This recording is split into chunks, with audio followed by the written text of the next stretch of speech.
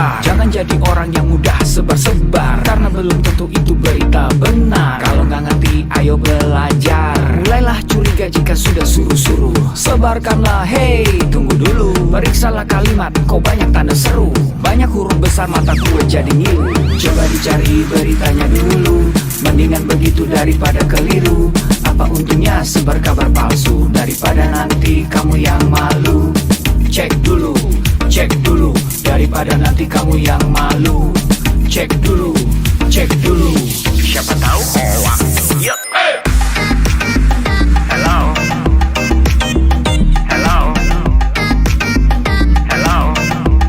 siapa tahu hoax. Yup. Hello,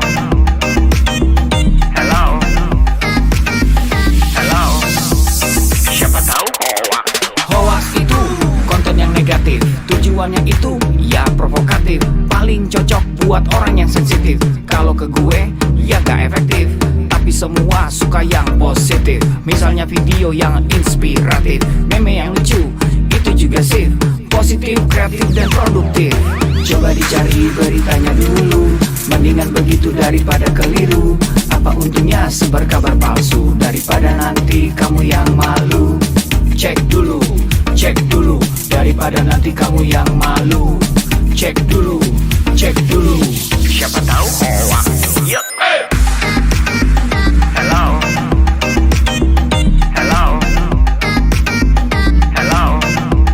siapa tahu hoax. Yup. Hello,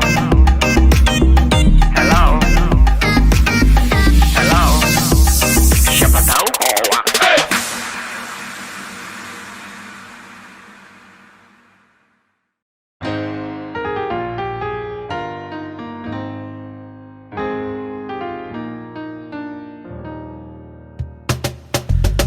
Tolong aku melolong, baca sosmed bikin aku bengong.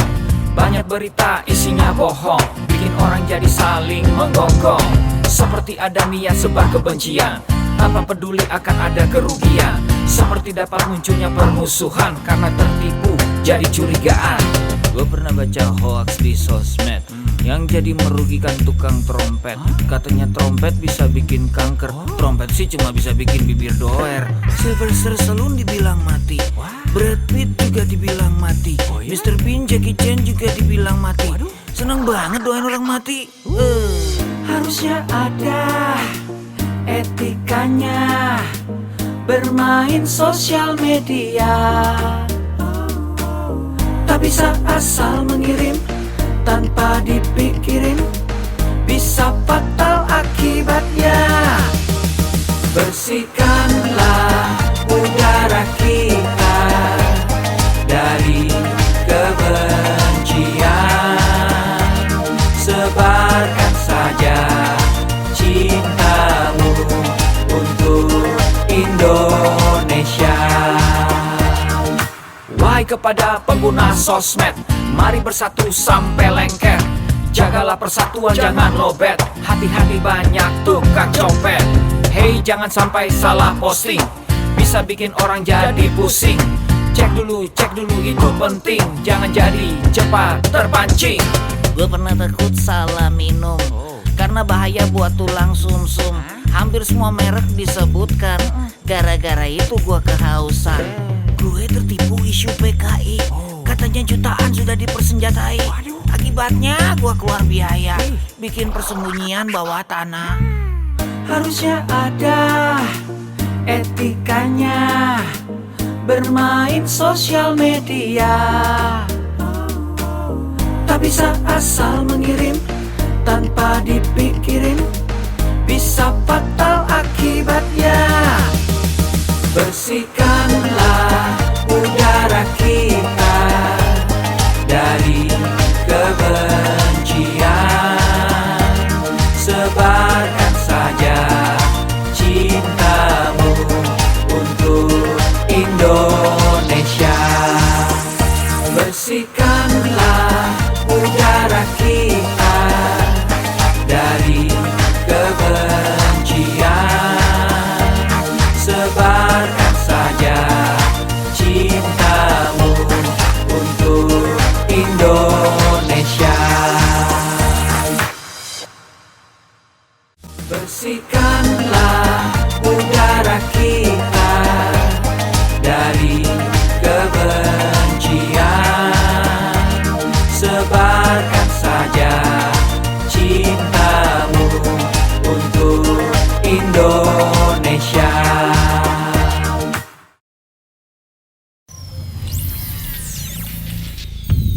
Selamat datang di Indonesia Makin Cakap Digital. Langsung dari 34 provinsi, 514 kabupaten kota.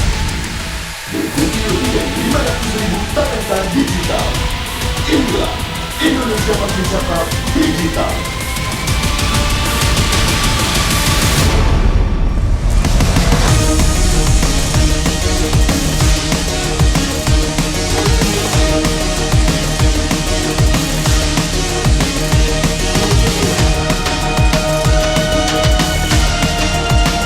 Saya luncurkan program literasi digital nasional hari ini.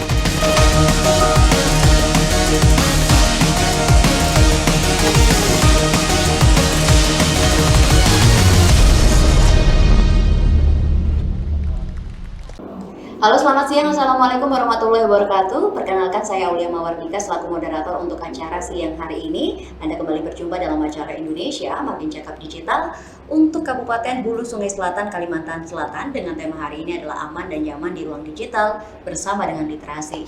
Sebelum acara dimulai, saya akan menceritakan sedikit latar belakang digelarnya acara pada siang hari ini. Teknologi informasi dan juga komunikasi di Indonesia semakin berkembang pesat. Hampir semua orang memiliki akses yang mudah terhadap internet dan berbagai informasi, di mana hal ini dibuktikan oleh angka penetrasi pengguna internet di Indonesia yang mencapai 73,3%. Berangkat dari fakta tersebut, Presiden Republik Indonesia Bapak Joko Widodo menetapkan percepatan transformasi digital untuk mencapai Digital Nation sebagai salah satu visi utama dalam masa pemerintahannya yang kedua, dan salah satu programnya adalah pembangunan sumber daya manusia talenta digital. Sesuai dengan arahan visi Presiden di atas, Kementerian Komunikasi dan juga Informatika bersama dengan mitra jejaring JNLDC Berkreasi telah menyusun sebuah peta jalan literasi digital di tahun 2021-2024 untuk meningkatkan partisipasi digital masyarakat.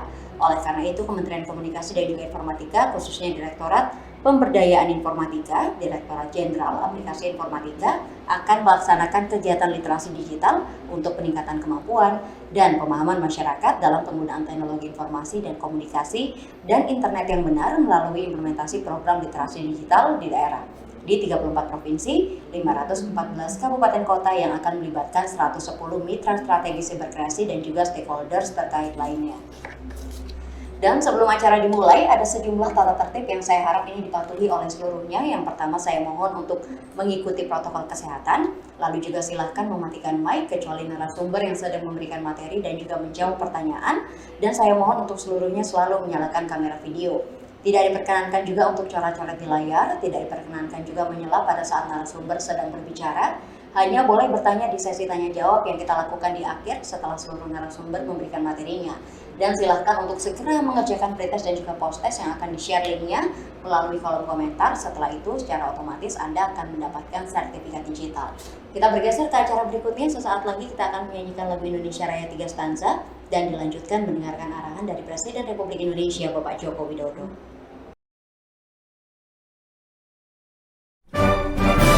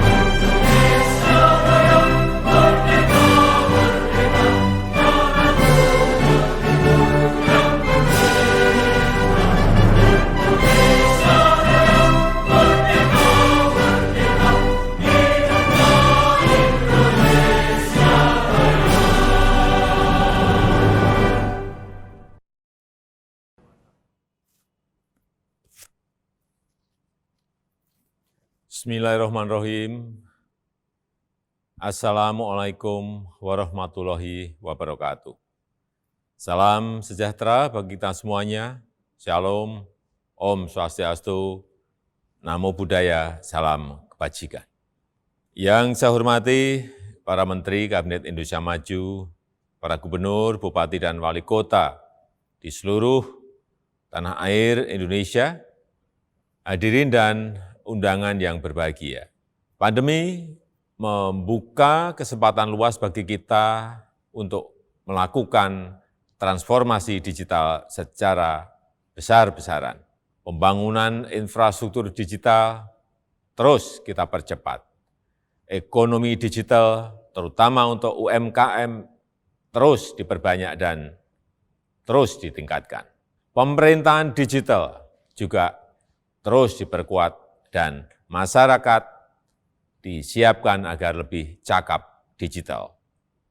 Insya Allah pada akhir tahun 2022, 12.548 desa kelurahan akan terjangkau sinyal 4G. Percepatan 10 tahun lebih maju dari rencana sebelumnya yang selesai pada tahun 2032. Infrastruktur digital tidak berdiri sendiri. Jadi saat jaringan internetnya telah tersedia, harus diikuti kesiapan pengguna internetnya agar manfaat positif internet dapat dioptimalkan untuk membuat masyarakat semakin cerdas dan produktif. Sebaliknya, efek negatifnya harus dapat terus ditekan, terus diminimalkan. Bapak Ibu yang saya hormati, tantangan di ruang digital semakin besar, sangat besar. Konten-konten negatif terus bermunculan. Kejahatan di ruang digital terus meningkat. Hoax, penipuan daring, perjudian, eksploitasi seksual pada anak, perundungan siber, ujaran kebencian, radikalisme berbasis digital perlu terus diwaspadai karena mengancam persatuan dan kesatuan bangsa. Kewajiban kita bersama untuk terus meminimalkan konten negatif, membanjiri ruang digital dengan konten-konten positif, banjiri terus, isi terus dengan konten-konten positif.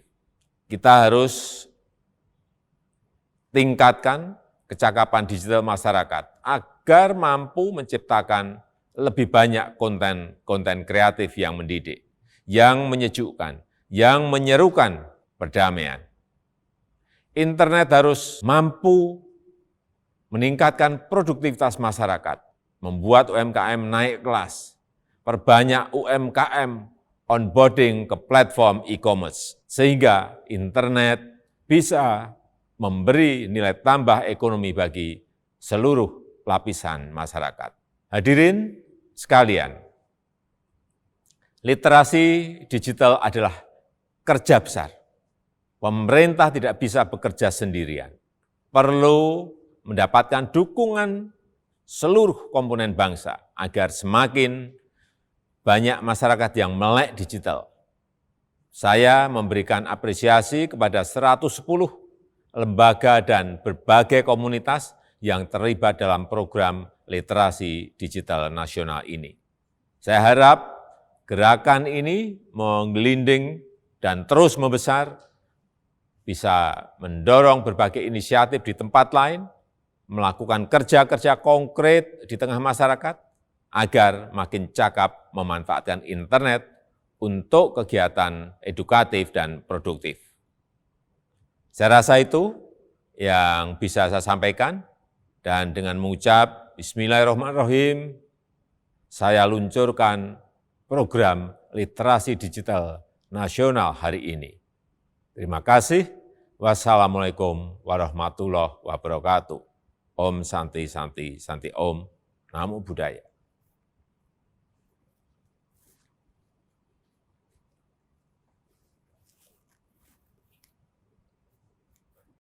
Waalaikumsalam warahmatullahi wabarakatuh. Kita baru saja mendengarkan arahan yang diberikan langsung oleh Presiden Republik Indonesia sekaligus sambutannya. Dan sesaat lagi juga kita akan mendengarkan sambutan yang akan diberikan oleh Bapak Samuel Abrijani Pangharapan BSC selaku Direktur Jenderal Aplikasi Informatika dan dilanjutkan oleh Dr. Andes Haji Ahmad Fikri MAP selaku Bupati Hulu Sungai Selatan. Pastikan kita selalu menerapkan protokol kesehatan dengan menggunakan masker, menjaga jarak, dan selalu cuci tangan. Assalamualaikum warahmatullahi wabarakatuh. Salam sejahtera bagi kita semua. Om Swastiastu, Namo Buddhaya, salam kebajikan.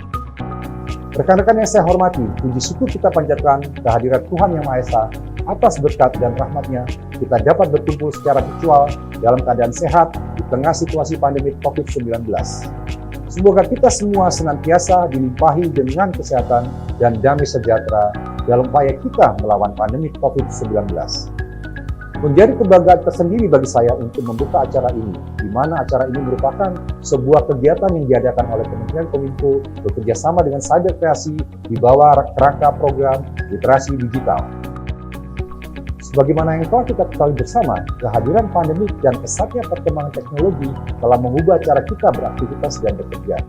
Kehadiran teknologi sebagai bagian dari kehidupan masyarakat inilah yang semakin mempertegas bahwa kita sedang menghadapi era disrupsi teknologi. Untuk menghadapi hal tersebut, kita semua harus mempercepat kerjasama kita dalam mewujudkan agenda transformasi digital Indonesia. Rekan sekalian yang berbahagia, salah satu pilar penting dalam mendukung terwujudnya agenda transformasi digital adalah menciptakan masyarakat digital di mana kemampuan literasi digital masyarakat memegang peranan penting di dalamnya. Sebagai tingkat paling dasar, kemampuan literasi digital merupakan kemampuan yang paling krusial dalam menghadapi perkembangan teknologi saat ini untuk mewujudkan masyarakat Indonesia yang tidak hanya mengenal teknologi, namun juga cermat dalam menggunakannya. Pada tahun 2020, Kementerian Kominfo bersama Kata Data melakukan survei status literasi digital nasional, mengacu pada kerangka literasi digital milik UNESCO. Kajian tersebut menunjukkan bahwa indeks literasi digital Indonesia ada pada angka 3,47 dari skala 1 sampai 4. Di mana hal itu menunjukkan bahwa indeks literasi digital kita hanya ada pada sedikit di atas tingkat sedang, namun belum mencapai tingkat baik. Untuk mencapai tingkat literasi yang baik, pemerintah tidak dapat bekerja sendiri. Kementerian Kominfo bersama Cyber Kreasi dan berbagai stakeholder terus berupaya mengadakan berbagai kegiatan untuk meningkatkan kemampuan literasi digital masyarakat Indonesia, dan salah satunya adalah yang sedang rekan-rekan sekalian ikuti sekarang. Rekan-rekan yang saya hormati, dalam menghadapi perkembangan teknologi yang sangat cepat, literasi digital merupakan kunci dan fondasi utama harus kita semua miliki. Pemerintah dalam hal ini, Kementerian Kominfo, bersama dengan Cyber Kreasi berkomitmen akan terus melakukan upaya meningkatkan literasi digital masyarakat lewat berbagai macam inisiatif kegiatan. Adanya berbagai inisiatif kegiatan literasi digital diharapkan dapat memfasilitasi dan semakin mendorong terwujudnya masyarakat digital Indonesia. Keadaan normal yang baru, baik sekarang maupun pasca pandemi, akan mempercepat proses digitalisasi di berbagai lini kehidupan kita. Maka dari itu, kita harus mempersiapkan SDM kita dengan keterampilan digital yang sesuai untuk menghadapi perubahan ini. Akhir kata, mari kita membawa perubahan positif untuk Indonesia yang lebih baik. Kita ciptakan inovasi-inovasi berkualitas dengan mengembangkan talenta dan memaksimalkan potensi masyarakat digital Indonesia. Bersama kita dapat melalui pandemi dengan menjadi lebih baik dari masa sebelumnya. Demikian sambutan yang dapat saya sampaikan. Selamat mengikuti kegiatan, tetap semangat, dan salam literasi digital. Wassalamualaikum warahmatullahi wabarakatuh. Om Santi Santi Santi Om.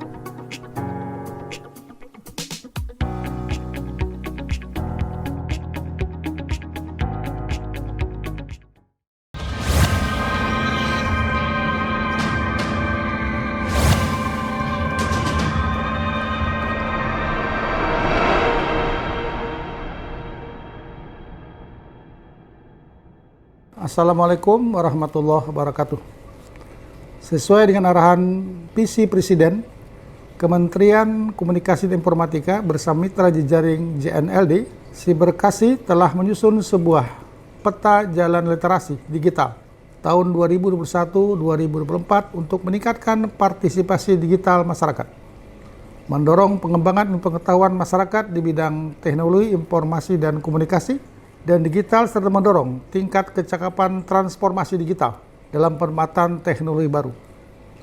Di dalam peta jalan ini dirumuskan juga 4 kerangka dalam menyusun kurikulum literasi digital, yaitu digital skills, digital ethics, digital safety, dan digital culture.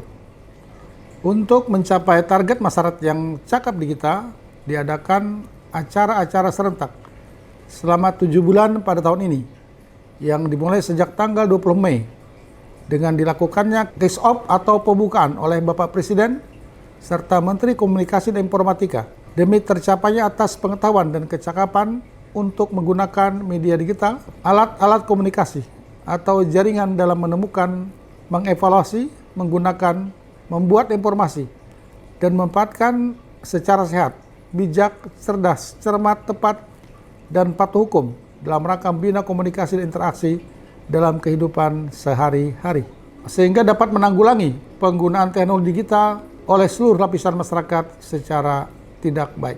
Mari kita dukung dan ikuti acara ini dengan mengikuti webinar yang akan dilakukan di kabupaten tercinta kita.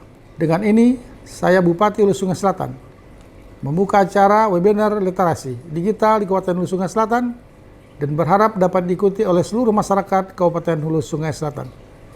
Hulu Sungai Selatan makin cakap digital. Wabillahi taufik walhidayah. Wassalamualaikum warahmatullahi wabarakatuh.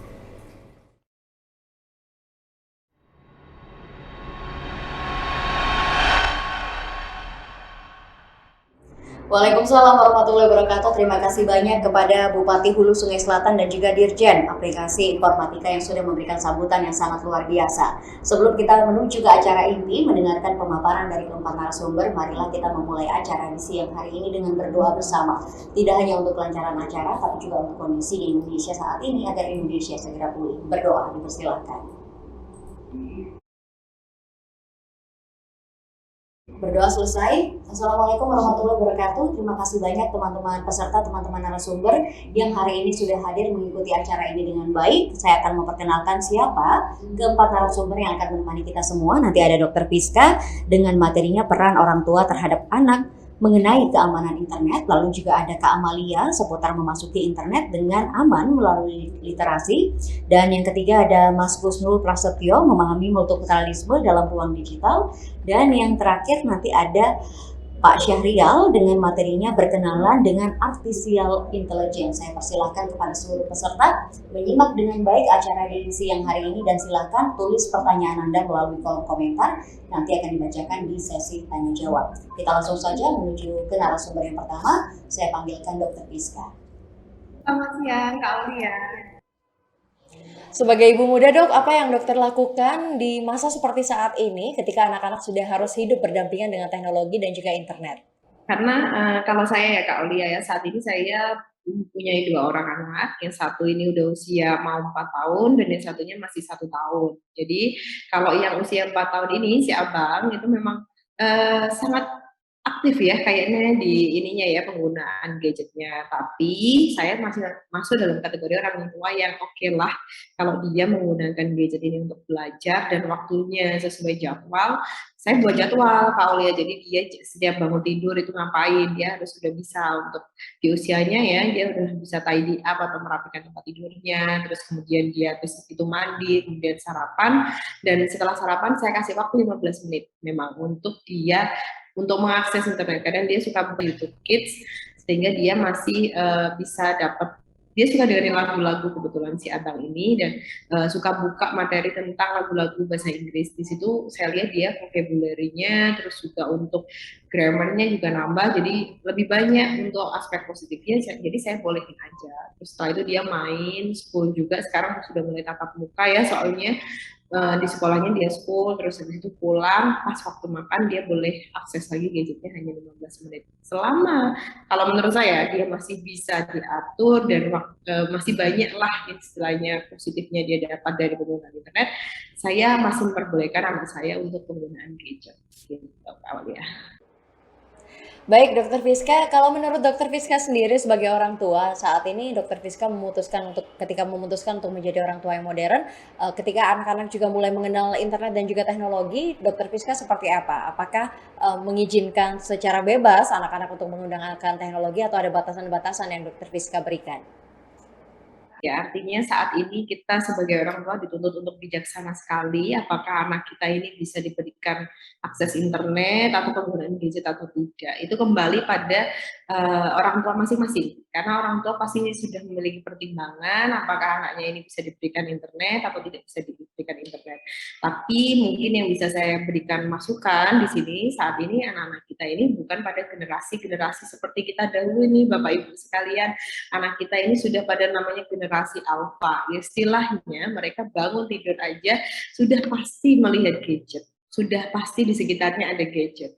Kemarin kalau kita flashback sebelum pertemuan tatap muka yang namanya pembelajaran daring atau pembelajaran yang menggunakan internet, itu juga sudah mau tidak mau mereka terstimulus atau tertrigger dengan sesuatu yang baru, di mana mereka harus bisa beradaptasi dengan sebelumnya pertemuan tatap muka, sekarang harus menggunakan internet dan gadgetnya masing-masing. Kalau kita bisa memanfaatkan dengan baik dalam penggunaan internet dan juga gadget, saya rasa putra-putri kita ya, apalagi Bapak Ibu bisa mendampingi putra-putrinya dalam berselancar di dunia maya, berliterasi, itu kan sangat bagus sekali. Kenapa? Karena anak-anak kita ini atau generasi alpha ini memang memiliki keunikan. Jadi kadang kita amazed gitu ya sebagai orang tua, kita nggak pernah ngajarin dia caranya download di App Store ataupun di aplikasi-aplikasi, tapi kenapa dengan cuma melihat aja anak-anak kita sekarang ini sudah bisa loh untuk download ataupun cuma melihat mamahnya bagaimana cara mengoperasikannya, mereka juga sudah bisa. Artinya apa? Anak-anak sekarang memang dituntut untuk melek dalam berliterasi, melek dalam berinternet, yang mana nanti itu akan menunjang karir dia. Kalau saya lihat sekarang sangat banyak sekali peluang-peluang pekerjaan yang dulunya harus tatap muka, tapi saat ini sudah mulai bergeser ya Bapak Ibu. Kalau Bapak Ibu sering dengar istilah digital creator, digital analyst, itu mereka nggak kantor, kadang mereka di rumah, mereka freelance, tapi mereka dapat gajinya juga bombastis gitu kan, atau YouTuber. Itu juga menurut saya sekarang sudah beda eranya dengan dahulu gitu ya. Kalau kita nggak melek dengan namanya berliterasi juga akan ketinggalan. Jadi kalau pesan saya jadilah orang tua yang bijaksana, bisa mendampingi putra-putrinya dalam berselancar di dunia maya, karena ini sesuatu hal yang nggak mungkin kita tolak, malah kita yang harus beradaptasi dan bisa mengeluarkan segala potensi anak-anak kita besok ke depannya agar lebih baik daripada generasi kita. Gitu Kak Aulia. Iya Dokter Fiska, kalau memang berbicara soal itu, kadang-kadang kita juga sering ada bahasan yang namanya tren pekerjaan di dunia digital. Artinya memang orang tua tidak lagi harusnya dalam batas melarang total begitu ya, tentu dengan pengawasan dan juga pembatasan. Tadi kalau Dokter Fiska di awal sempat mengatakan walaupun memang diizinkan untuk menggunakan internet, juga mengenal teknologi di masa kini, tapi ada pembatasan-pembatasan yang dilakukan oleh Dokter Fiska. Mungkin bisa disampaikan seperti apa pembatasan yang dilakukan kepada anak-anak ketika menggunakan internet lalu juga mengenal teknologi saat ini.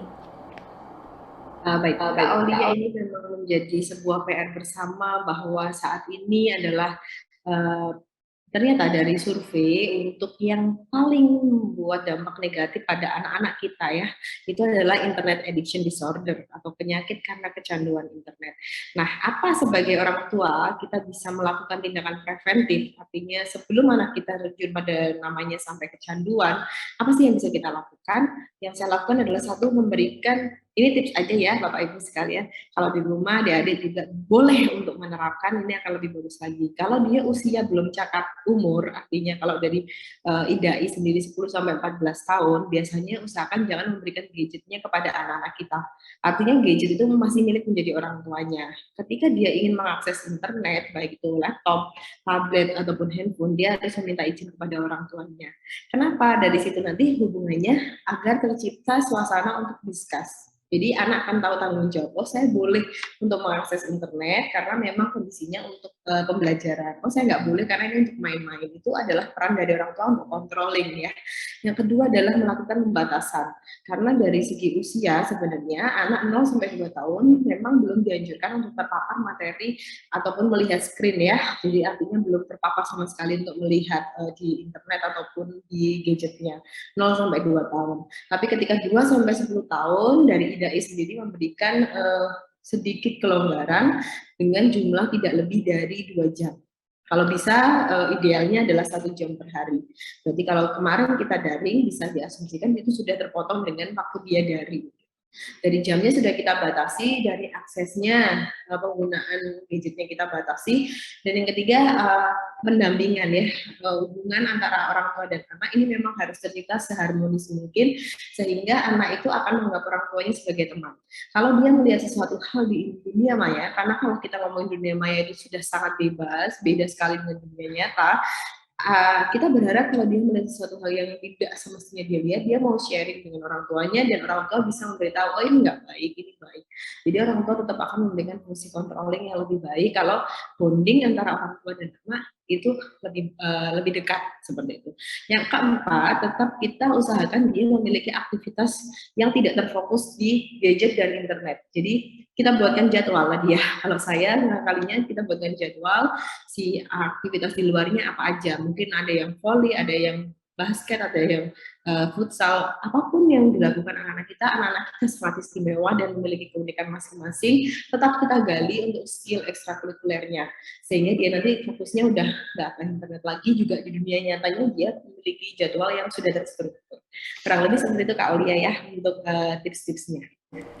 Luar biasa sekali tips yang disampaikan oleh Dr. Fiska. Dr. Fiska, saya juga sempat membaca di beberapa grup parenting saat itu. Memang beberapa orang tua kadang-kadang melarang anaknya untuk bisa mengakses atau mengenal teknologi lebih jauh karena ada sebagian besar orang tua yang mereka memang tidak melek teknologi.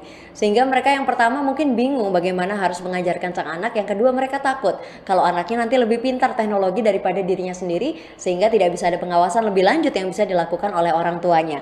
Menghadapi fenomena semacam ini, Dr. Fiska, seperti apa pendapat Dr. Fiska dan juga mungkin ada saran yang bisa diberikan? Silahkan.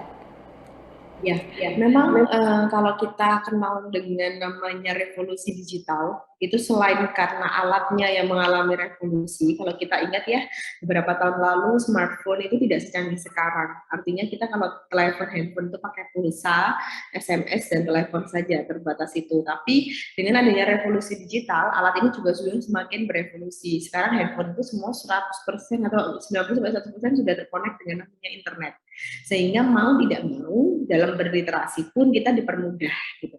Cuma menjadi pertanyaan, selain alatnya yang mengalami revolusi, ternyata orang-orangnya ini juga mengalami revolusi gitu kan.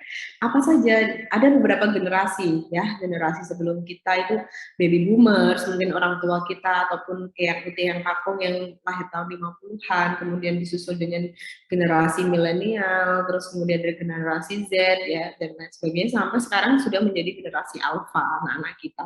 Karena apa? Itu juga sudah mengalami revolusi karena mau nggak mau orangnya itu juga dengan ada digitalisasi pasti terbagi menjadi kotak-kotak, ada yang cakap digital dan ada yang nggak cakap digital. Nah, inilah peran orang tua pun juga harus berliterasi, orang tuanya pun harus belajar.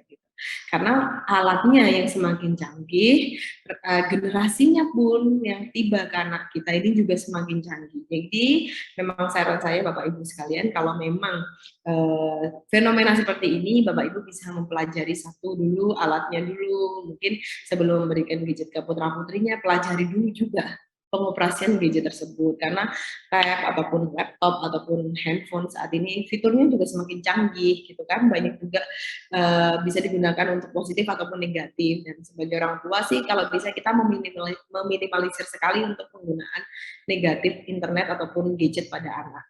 Jadi Bapak Ibu mohon untuk berliterasi juga, belajar juga penggunaan gadgetnya, bagaimana cara penggunaannya, apa itu internet, terus sekarang apa saja istilahnya kayak aplikasi-aplikasi yang diperuntukkan kepada anak. Karena ada ya, kayak YouTube kan sekarang ada YouTube Kids, itu gunanya untuk attachment ataupun iklannya pun juga terseleksi yang mana disesuaikan untuk putra-putri kita, sehingga biar kitanya tidak terlalu ketinggalan dengan anak-anak kita. Gitu Kak Aulia.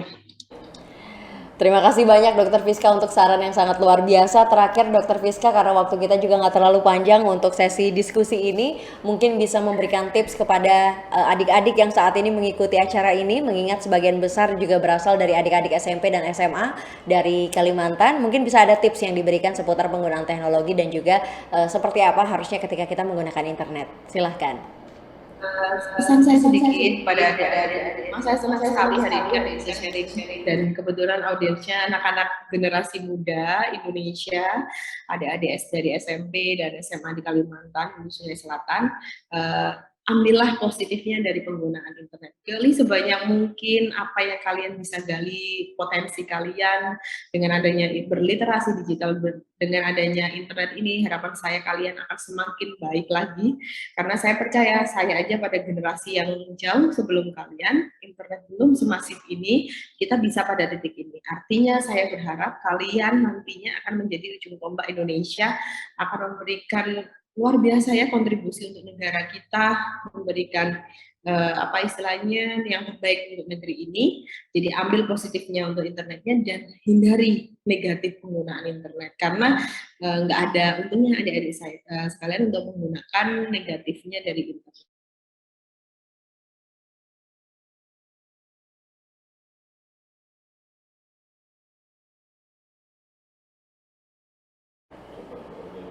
Oke, sepertinya terputus dengan Dokter Fiska. Kalau melihat tampilannya sepertinya ada kendala listrik di sana. Nggak apa-apa, Dokter Fiska. Walaupun Dokter Fiska sudah terputus dengan kita, tapi saya bisa mengambil kesimpulan apa yang disampaikan oleh Dokter Fiska. Mengingat hari ini juga perayaan Sumpah Pemuda. Kalau dulu mungkin kita melawannya penjajah, tapi di masa kini, anak-anak muda di masa kini tidak melawan penjajah, tapi melawan teknologi. Agar kita, bagaimana kita tumbuh menjadi pemuda yang baik dan tidak diperbudak oleh teknologi.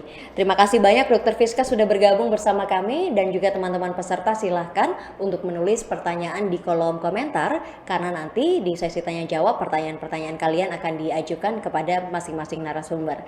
Saya bergeser lagi dari Dokter Fiska, saya mohon izin ke narasumber yang berikutnya. Di sini sudah hadir juga Kak Amalia Permata Rizky. Beliau adalah manajer kerjasama dan pengembangan usaha kreatif UB Medcom Group dengan materinya memasuki internet dengan aman melalui literasi. Kepada Kak Amalia, waktu dan tempat dipersilahkan. Baik, terima kasih Kak Aulia atas waktunya. Bismillahirrahmanirrahim. Assalamualaikum warahmatullahi wabarakatuh. Selamat siang semuanya. Semoga masih bersemangat, utamanya untuk rekan-rekan yang ada di Hulu Sungai Selatan. Dan juga tadi seperti yang disampaikan oleh Kak Aulia, ada yang di Kandangan, kemudian ada beberapa daerah yang lain.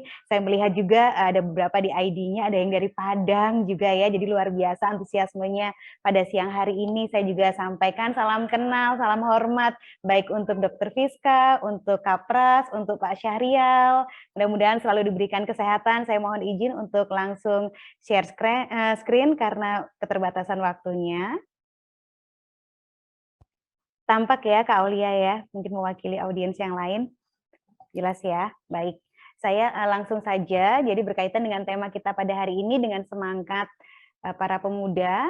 Mungkin secara singkat, ini adalah latar belakang saya. Sebelumnya saya juga sempat menjadi jurnalis di TV One Pusat Jakarta, masih juga aktif mengajar untuk public speaking, utamanya untuk anak-anak kecil yang memang ingin seperti Kak Aulia atau beberapa tokoh yang memang sangat andal di dunia public speaking, kemudian juga mengajar beberapa waktu di sela kesibukan saya, utamanya untuk di pariwisata Fakultas Ilmu Administrasi Universitas Brawijaya, masih beberapa waktu juga kadang-kadang MC, nge-host dan moderator, dan juga saya merupakan lulusan linier baik untuk S1 dan S2 di Fakultas Ilmu Sosial dan Ilmu Politik Universitas Brawijaya. Nah, langsung untuk acara hari ini saya mohon berkenan untuk rekan-rekan membuka gawainya, membuka browsernya, atau membuka untuk Safari-nya, membuka untuk Google Chrome-nya, silakan untuk memasukkan dengan kata kunci atau langsung ke website utamanya Slido, S-L-I-D-O, dengan kodenya LIT. Boleh sekarang dicoba dengan Slido, S-L-I-D-O. Di sini kita nge-games dulu biar lebih seru karena jamnya ini jam rawan ngantuk ya, di sana sudah mulai sore hari. Saya ingin bisa dengan scan untuk QR code-nya atau bisa masuk ke websitenya Slido dan dengan memasukkan LIT kodenya ya. Dicoba masukkan LIT. Setelah itu saya ingin mendapatkan respon dari seluruh talenta digital pada sore hari ini tentang beberapa pertanyaan berkaitan dengan materi yang saya sampaikan. Nah, saya ingin tahu nih untuk rekan-rekan talenta digital pada hari ini, apa sih sebetulnya hal yang paling sering diupdate di sosial media?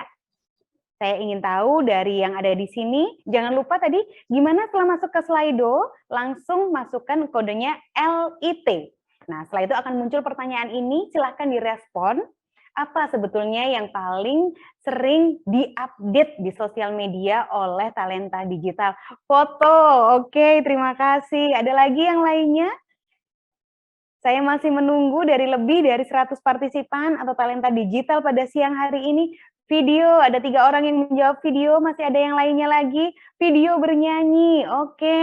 Kegiatan sehari-hari, bikin story gitu ya mungkin ya. Silakan yang lainnya, ada lagi? Oke, video sinematik berkaitan dengan hobi, oke. Saya masih menunggu yang lainnya, informasi, keren banget. Jadi nggak boleh gagap informasi, gagap teknologi ya kan. Ada lagi yang lainnya?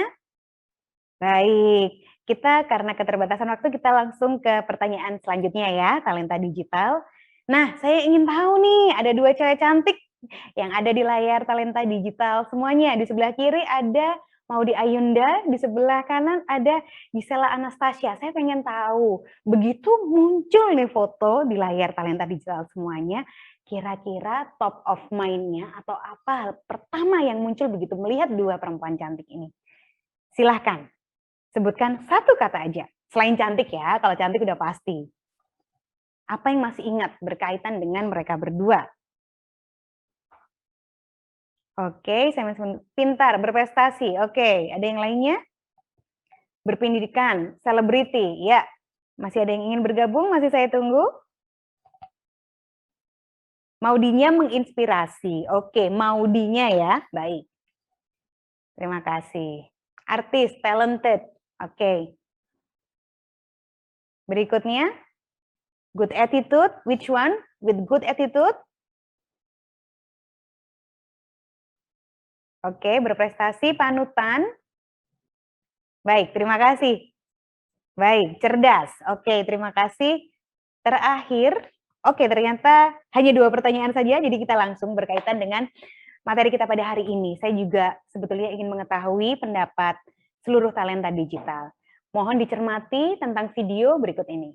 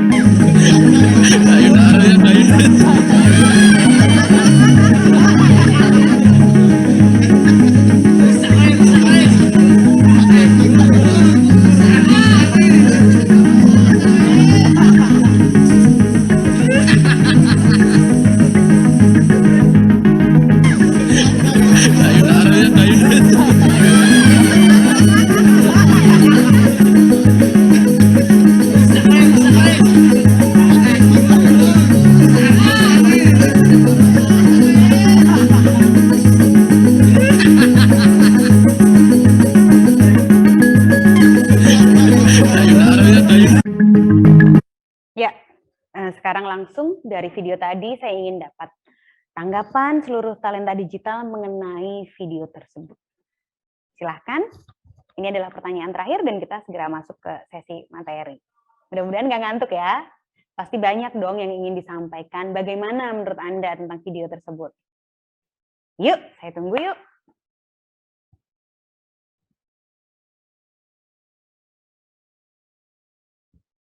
Bagaimana tentang video baru saja? Apakah pantas menurut Anda? Good, tidak layak. Ada yang lain yang berpartisipasi? tidak memperhatikan etika digital, menghibur diri boleh, tapi tahu tempat dan tetap dalam attitude. Tidak pantas, tidak layak, saya sepakat. Baik, alay nggak ada moral, oke? Baik, masih ada yang ingin bergabung? Baik, applause untuk seluruh talenta digital yang hari ini juga berkenan untuk sangat tidak sopan dan tidak pantas. Terima kasih. Oke, saya lanjutkan. Jadi talenta digital semua pada hari ini ada beberapa riset yang menjadi latar belakang atau hal-hal yang sebetulnya perlu dicermati berkaitan dengan pentingnya literasi digital. Bahwa jika pada akhir Oktober 2020 saja ditemukan lebih dari 300 kasus berkaitan dengan minimnya pemahaman dari masyarakat Indonesia tentang bagaimana kebijakan dan etika dengan menggunakan sosial media. Inilah yang menyebabkan tidak hanya pemerintah, tapi seluruh orang-orang atau pihak-pihak yang memiliki concern terhadap bagaimana menggunakan sosial media yang tepat ini memandang perlunya literasi digital bagi masyarakat Indonesia, termasuk pihak pemerintah dalam ini Kominfo. Terlebih untuk memproduksi konten digital.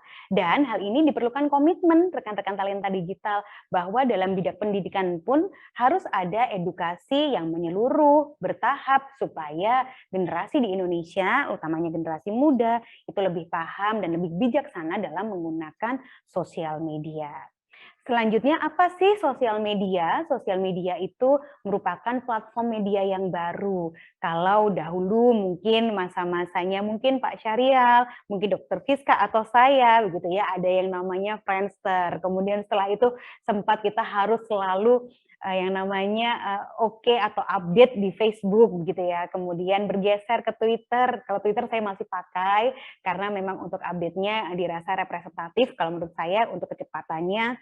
Instagram, dan juga ada media digital yang saat ini juga banyak digemari adalah TikTok, mungkin untuk talenta digital utamanya di usia-usia kalian, beberapa audiens pada hari ini. Nah, untuk sosial media sendiri itu memiliki 3 bagian, yakni mulai dari memproduksi, kemudian menyebarkan, dan juga membentuk gagasan atau dasar-dasar pemikiran yang disebarluaskan sesuai dengan kebutuhan, baik dari penggunanya maupun dari pembuat pesan tersebut kepada audiensnya. Lebih daripada itu, dalam hal ini pemerintah juga terus berupaya untuk memberikan perlindungan baik untuk warga masyarakat dan juga mereka-mereka yang memang menggunakan sosial media untuk kepentingannya, tidak hanya untuk kepentingan pribadi, mungkin untuk bekerja, berjualan, dan hal-hal yang berkaitan dengan representasi dari diri masing-masing pengguna sosial media. Yang terakhir, setelah ada UU ITE juga diperkuat dengan Permen Hukum dan HAM RI nomor 2 tahun 2018. Itu bisa diakses waktu-waktu nanti rekan-rekan talenta digital jika ingin mendapatkan referensi yang lebih detailnya. Nah, selanjutnya masih berkaitan dengan riset. Sebetulnya saat ini tadi betul yang disampaikan oleh Dr. Fiska ya, bahwa kita itu sebetulnya harus bijaksana dan juga harus bisa mengoptimalkan sosial media untuk hal-hal yang sifatnya positif, yang bermanfaat. Dan yang mencengangkan, kalau hanya pada tahun 2014 saja melalui The Wall Street Journal itu ditemukan lebih dari 1/4 dalam kurun waktu 1 hari kita, artinya kurang lebih 6 jam itu digunakan untuk mengakses sosial media. Bangun tidur, buka handphone, setelah itu mungkin teman-teman tadi seperti yang disampaikan, membuat story keseharian. Nah, itu cermati lagi seberapa penting kita untuk menggunakan atau mengakses sosial media. Setelah itu, dalam konteks masyarakat Indonesia, ternyata teman-teman ini ada latar belakang yang berkaitan dengan etika digital dan juga pasca tumbangnya Orde Baru. Kalau dulu di Indonesia, apalagi ini Hari Sumpah Pemuda ya, kalau dulu di Indonesia kita ingin menyampaikan pendapat itu takut banget gitu, khawatir nanti akan dicekal, kalau media akan dibredel, akan ditutup. Nah, pasca tumbangnya Orde Baru dengan kebebasan dan keterbukaan untuk menyampaikan aspirasi, ternyata kebebasan ini lupa deh beberapa orang ini dengan batasannya, dengan aturannya. Inilah yang akhirnya menumbuhkan beberapa kaum yang fundamental dan juga intoleran. Lebih daripada itu, sebetulnya budaya juga menjadi latar belakang untuk melakukan toleransi dan juga mengedepankan etika dalam menggunakan sosial media. Dan ini juga berkaitan dengan kecerdasan budaya. Selanjutnya, sebetulnya kembali lagi, etika kita dalam menggunakan sosial media itu tentang sebetulnya tujuan dari talenta digital nih, apa sih menggunakan sosial media? Beberapa gambar yang ada di layar talenta digital ini merupakan contoh.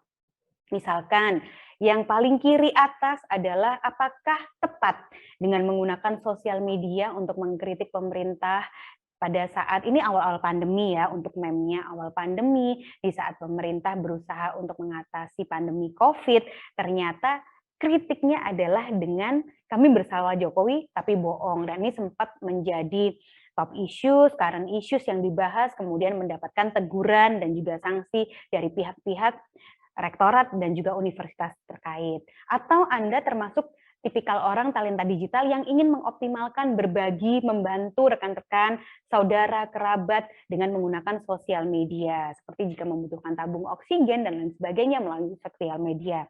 Atau dengan potensi memiliki banyak followers, misalkan ternyata rekan-rekan talenta digital ini menyampaikan aspirasinya melalui pihak terkait seperti yang dilakukan oleh drummer Didi Riyadi. Atau menggunakan sosial media untuk kebutuhan menyalurkan hobi, mencari teman yang memiliki selera, memiliki kesukaan, kegemaran yang sepadan. Atau di sisi yang paling kanan, menggunakan sosial media untuk berbisnis. Hal-hal semacam ini merupakan beberapa varian yang bisa dioptimalkan melalui sosial media. Dan ingat sekali lagi bahwa kita warga negara Republik Indonesia, tentu jejak digital kita semuanya terekam. Dan yang harus membuat semua talenta digital ini lebih berhati-hati, meskipun di gawai kita sudah terhapus, di handphone kita sudah terhapus, di sosial media kita sudah terhapus, namun masih bisa diakses dengan cara-cara tertentu jika kita merugikan atau menyudutkan pihak lain. Maka berhati-hati dan berbijaksanalah dalam menggunakan sosial media. Nah, selanjutnya fungsi dari sosial media itu apa sih? Menurut Kidsman, Hermkes, dan juga Mercarty itu ada beberapa. Yang pertama, dengan menggunakan sosial media kita bisa berkomunikasi, kita bisa berinteraksi, kita bisa menyampaikan mungkin yang suka dengan melakukan penelitian bisa disampaikan poin-poin dari hasil penelitiannya, atau setelah menonton film kemudian membuat review dari filmnya tersebut juga bisa dilakukan di sosial media. Merupakan representasi dari identitas diri kita. Melalui sosial media kita juga bisa berbagi. Kemudian yang dimaksud dengan presence adalah tentang bagaimana keterkaitan kita antara satu pengguna dengan pengguna yang lain di sosial media. Dan juga berikutnya ada relationship dengan sosial media. Mungkin sebelumnya saya tidak kenal dengan Pak Syahril, dengan Mas Pras, dengan Kak Aulia, dengan kemudian Dr. Fiska. Tapi hari ini syukur alhamdulillah kita dipertemukan. Dan mudah-mudahan kalau ternyata, wah tadi keren banget ya apa yang disampaikan Dr. Fiska, mungkin setelah ini oleh Pak Syahrial, langsung saya follow. Supaya apa? Nanti dari beliau-beliau ini saya bisa mendapatkan value yang baru, bisa mendapatkan ilmu yang baru melalui sosial media. Kemudian juga melalui sosial media, sekali lagi itu merupakan representasi dari kita.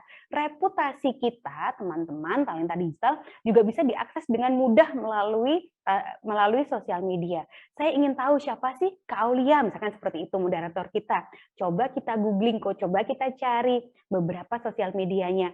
Oh ternyata ini moderator kita, apakah memang sesuai, kemudian kita juga bisa mengupdate hal-hal skill kita dari yang bersangkutan, itu bisa kita ketahui reputasi diri kita melalui sosial media. Berikutnya yang terakhir adalah fungsinya untuk membentuk kelompok. Melalui sosial media kita bisa memiliki rekan-rekan, teman baru mungkin, atau memiliki potensi untuk memperbesar, memperluas jaringan kerjasama dengan kelompok-kelompok yang memiliki tujuan yang sama dengan diri kita. Nah, selanjutnya bagaimana supaya kita aman dengan menggunakan sosial media? Yang pertama, bijaksanalah dalam menggunakan sosial media. Jangan dalam waktu kita bad mood, dalam waktu kita lagi kesel, kita lagi ingin ngatain orang lain, kita sampaikan di sosial media. Kita lagi penat, seperti contoh video yang tadi yang viral atau yang viral itu. Kemudian karena kita capek nih, pengen seneng-seneng. Jangan lupa pada saat kita bahagia, coba cari cermin. Apakah pihak yang lain juga akan merasakan sama bahagianya? Itu sangat miris ya. Pada saat nakes, kemudian bergurau pada saat setelah pemakaman. Kak Amalia, maaf saya potong sebentar, waktunya akan segera habis. Silahkan untuk segera diakhiri. Terima kasih. Terima kasih, oke, siap Kak Aulia. Yang kedua, ketika berkomunikasi dengan menggunakan sosial media, usahakan untuk menjadi pengguna sosial media yang responsif dengan, sekali lagi, garis bawah untuk hal-hal yang positif. Usahakan bijaksana dalam merespon, kemudian jangan terlalu banyak men-share hal-hal yang sifatnya tidak penting melalui sosial media, dan usahakan membuat hal-hal yang sifatnya informatif melalui sosial media kita. Supaya apa? Supaya kita nanti terbentuk siapa yang akan follow kita, siapa yang mendapatkan manfaat dari konten-konten kita. Dan yang terakhir, pahamilah tentang budaya dan juga hal-hal yang berkaitan dengan peraturan dalam menggunakan sosial media dengan baik. Itu dari saya. Ini adalah slide terakhir. Terima kasih, saya kembalikan. Semoga bermanfaat kepada Kak Aulia dan juga seluruh talenta digital. Terima kasih. Wassalamualaikum warahmatullahi wabarakatuh. Waalaikumsalam warahmatullahi wabarakatuh. Terima kasih kepada Kak Amalia, materi yang sangat luar biasa tadi seputar memasuki internet dengan aman melalui literasi. Tadi teman-teman juga diajak untuk berinteraksi, semoga menjadi semangat yang semangat yang beda bagi teman-teman dalam mengikuti acara kali ini. Terima kasih banyak Kak Amalia untuk materi yang sangat luar biasa. Dari Kak Amalia, saya mohon izin bergeser lagi ke narasumber yang berikutnya. Kalau tadi kita bersama dengan dua perempuan, saat ini kita bergeser ke Mas Kusnul Prasetyo SAP. Beliau adalah seorang influencer dan juga duta supporter Asian Games 2018 dengan materinya memahami multikulturalisme dalam ruang digital. Kepada Mas Kusnul Prasetyo SAP, waktu dan tempat dipersilahkan. Oke, terima kasih Kak Aulia atas kesempatannya, luar biasa moderator kali ini. Assalamualaikum warahmatullahi wabarakatuh. Salam sejahtera bagi kita semua. Shalom, Om Swastiastu, Namo Buddhaya, salam kebajikan. Saya sapa dulu teman-teman. Terima kasih semuanya yang hadir pada sore hari ini. Warga masyarakat Kabupaten Hulu Sungai Selatan. Terima kasih antusiasnya yang luar biasa pada sore hari ini. Saya ucapkan juga salam hormat saya kepada pembicara lainnya, yaitu Dr. Fiska, ada Kak Amalia Permata tadi, dan Mas Syahrial juga ya, nanti yang akan menyampaikan materi pada sore hari ini. Gitu ya. Saya share screen dulu. Oke, ya sudah kelihatan ya. Oke. Terlihat Mas Pras, tapi boleh di full screen? Ya, siap. Oke, sudah. Oke, ya. Oke, kali ini saya akan membahas materi mengenai memahami multikulturalisme dalam ruang digital, gitu ya.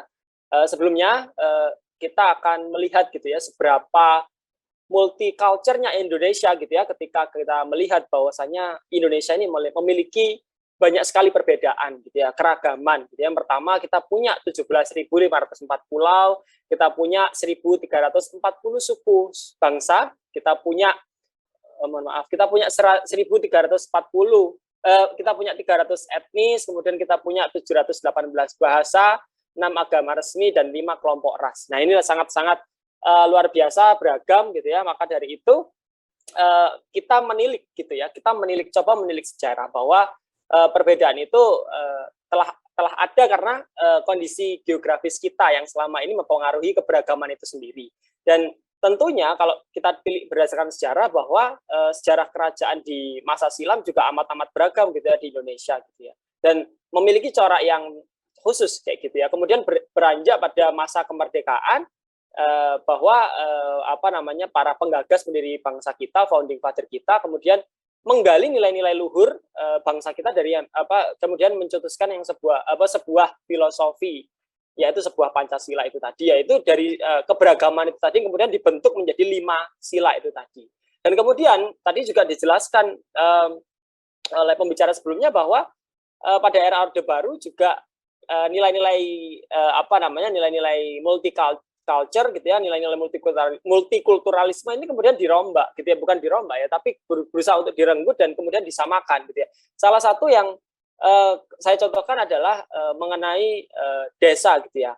Pada era Orde Baru gitu ya, undang-undang desa pada waktu itu akhirnya menghilangkan identitas desa gitu ya. Padahal di setiap daerah itu penamaan desa itu sendiri-sendiri, dan nilai-nilai yang ada pada mereka itu punya karakternya masing-masing lah. Kemudian akhirnya direnggut pada era Orde Baru dan kemudian muncul lagi narasi multikulturalisme pada era reformasi, yaitu akibat kesadaran dan integrasi nasional gitu ya teman-teman, sebagai perekat kesatuan bangsa. Jadi sejarah multicultural ini dinamikanya luar biasa ya. Kemudian mulai dari yang namanya kita memang bersatu, kemudian dipecah belah, kemudian akhirnya nilai multicultural ini kemudian akhirnya tumbuh lagi gitu ya. Nah, tentunya bukan berarti kita tidak memiliki masalah yang namanya multicultural itu tadi ya. Kita punya gitu ya. Kita punya berbagai problem. Yang pertama ada tragedi Sampit pada tahun 2001 gitu ya di Kalimantan, kemudian ada konflik antar agama di Ambon tahun 99, dan banyak lagi sebenarnya. Ada konflik antar etnis. Ini yang paling membekas adalah di era Orde Baru gitu ya, antara pribumi dan Tionghoa, dan sampai sekarang mungkin ada konflik antar golongan, yaitu OPM, Organisasi Papua Merdeka, kemudian ada GAM dan RMS dan lain sebagainya, dan masih banyak lagi sebenarnya, tetapi mungkin agak sedikit sudah agak tentram, damai lah untuk saat ini. Dan berbagai problematika multikultural ini kemudian tentunya akan berdampak pada indeks perdamaian Indonesia. Nah, saat ini Indonesia berada pada peringkat 19 di Asia Pasifik gitu ya. Jadi lumayan lah. Kalau di secara nasional kita berada peringkat ke-49 dari 83 negara. Setidaknya kita lumayan aman gitu ya, lumayan damai gitu ya, daripada negara-negara lainnya yang mungkin masih konflik gitu ya di internalnya mereka gitu ya. Nah, berinjak pada kondisi ruang digital juga sama dengan kondisi sesungguhnya gitu ya, bahwasanya ruang digital juga sangat-sangat beragam. Beragam apanya? Beragam penggunanya gitu ya, beragam kontennya juga, sebagai sarana ruang berekspresi semua orang, kemudian menghadirkan konten yang beragam juga, ada yang positif, ada yang negatif, ada yang unik, ada yang menarik, ada yang biasa dan sebagainya gitu ya. Dan tentunya ruang digital juga dapat diakses oleh siapapun dan menghasilkan jejak digital. Jadi kondisinya ruang digital yang saya highlight di sini adalah kondisinya yang memang beragam gitu ya. Jadi karena keberagaman itulah kemudian ruang digital juga bukan berarti juga nggak punya tantangan gitu ya. Tantangan multikulturalisme itu sendiri di ruang digital, yang pertama adalah tingkat literasi gitu ya. Ketika tingkat literasi rendah, lah ini bahayanya adalah kita mudah untuk diadu domba gitu ya, saudara-saudara sekalian gitu ya. Kita mudah diadu domba dan kemudian akhirnya ya kita ikut diombang-ambingkan gitu ya, kita terprovokasi oleh hoax gitu ya. Padahal nilai-nilai multikulturalisme sebenarnya sudah kita punya, tapi karena itu tadi ancaman dari ya tingkat literasi kita yang rendah gitu ya, kita nggak sharing, nggak saring gitu ya, ya akhirnya berdampak pada terjadinya gesekan-gesekan atau konflik. Dan kemudian yang kedua adalah primordialisme, fanatisme, etnosentrisme. Ini adalah suatu idealisme terhadap suatu etnis tertentu, kita terhadap ideologi tertentu, dan kita itu sangat-sangat terlalu fanatis ya. Maksudnya kita terlalu berusaha untuk mengunggulkan idealisme kita kayak gitu. Jadi tapi ketika kita bicara di ruang publik, di ruang di ruang digital, di ruang kehidupan bermasyarakat, itu sebaiknya itu bisa turunkan seperti egonya kayak gitu. Dan kemudian di ruang digital kita juga akan menemui buzzer. Nah, ini biasanya disebut sebagai ya pemecah belah bangsa dan sebagainya. Dan kemudian yang terakhir adalah ujaran kebencian atau hate speech dan sebagainya. Ini adalah tantangan-tantangan kita ketika kita berusaha untuk multicultural, tapi kemudian akhirnya kita dihalangi oleh hal-hal yang semacam ini. Maka kita harus mengusahakan bahwasanya ya tingkat literasi kita usahakan untuk tingkatkan gitu ya, selalu membaca, saring, kemudian ya kita berusaha untuk cross check gitu ya. Kemudian primordial, fanatisme dan etnosentrisme kita turunkan. Kemudian ketika ada buzzer ya kita lihat ini orang ini terlalu provokatif atau enggak, ujaran kebencian dan sebagainya. Jadi kayak gitu teman-teman. Nah, mengingat adanya kondisi ruang digital dan tantangan multikulturalisme, maka kita harus perlu perspektif multikulturalisme gitu ya teman-teman sekalian. Bahwa kalau kita lihat bahwa perspektif multikultural kalau di Indonesia sebenarnya sudah ada gitu ya. Tercermin dalam apa yang namanya, yang pertama adalah Pancasila, dan kemudian yang kedua adalah Bhinneka Tunggal Ika itu sendiri. Kalau kita memegang teguh falsafah ini, bahwasanya kita berbeda-beda, kita dilahirkan berbeda, di Indonesia berbeda. Tadi saya jelaskan bahwa kita punya beragam suku, budaya, agama, etnis dan sebagainya gitu ya. Ya kita akan memahami bahwa kita bahwa ya kita sebenarnya ya dilahirkan berbeda, dan kemudian kita harus bisa menjaga persatuan itu, gitu ya. Kita harus bisa menjaga kerukunan itu, dan Pancasila kemudian hari ini menjadi pemersatu kayak gitu. Jadi nilai-nilai ini harus kita pegang teguh kayak gitu. Dan ketika kita memegang teguh ini, maka outputnya apa kayak gitu, maka kita akan menghargai perbedaan dan kemudian akan mengantisipasi konflik seminimal mungkin gitu ya. Kemudian kita juga akan menghasilkan sebuah tindakan yang kemudian toleran dan merawat keberagaman dan persatuan itu sendiri. Jadi perspektif multikultural ini yang harus kita pegang gitu ya teman-teman sekalian. Nah, sebenarnya perspektif multikultural ini juga didukung oleh sistem perundang-undangan kita gitu ya. Kita beragam gitu ya, tapi pemerintah menjamin seluruh hak kita gitu ya, kebebasan beragama, kemudian berserikat, berkumpul, dan kemudian menyampaikan pendapat gitu ya, dan itu sudah dijamin oleh undang-undang seperti itu. Dan dampak kalau seandainya kita berpikir multikulturalisme tentunya akan menciptakan hubungan bermasyarakat yang sehat gitu ya. Kemudian yang kedua menciptakan kolaborasi. Jadi masyarakat itu, hubungan masyarakat akan sehat, tentram gitu ya. Kemudian ketika tentram gitu ya, maka kita akan bisa kolaborasi antar suku gitu ya, antar suku, agama, ras gitu ya. Kita nggak memandang saya harus kolaborasi dengan orang yang Islam aja, saya berkolaborasi dengan golongan saya yang Jawa, tapi tidak. Sekarang kolaborasi antar sektor itu sangat-sangat penting gitu ya. Kemudian menciptakan lingkungan yang aman, tertib dan kondusif, dan yang keempat adalah mudah membangun suatu tatanan masyarakat. Nah, ini salah satu contohnya adalah Singapura. Saya contohkan Singapura. Kenapa Singapura? Singapura dulunya itu kalau bicara konteks masyarakatnya juga sama seperti kita, sangat-sangat berbeda. Awalnya dulu memang susah untuk menyatukan, dan kemudian akhirnya bisa semaju ini gitu ya, karena ya masyarakatnya bisa ditata kayak gitu ya. Mereka sudah awalnya yang berpikiran bahwa kita nggak bisa disatukan gitu ya, kemudian kita berbeda-beda, kemudian akhirnya mereka menurunkan ego dan mau untuk maju.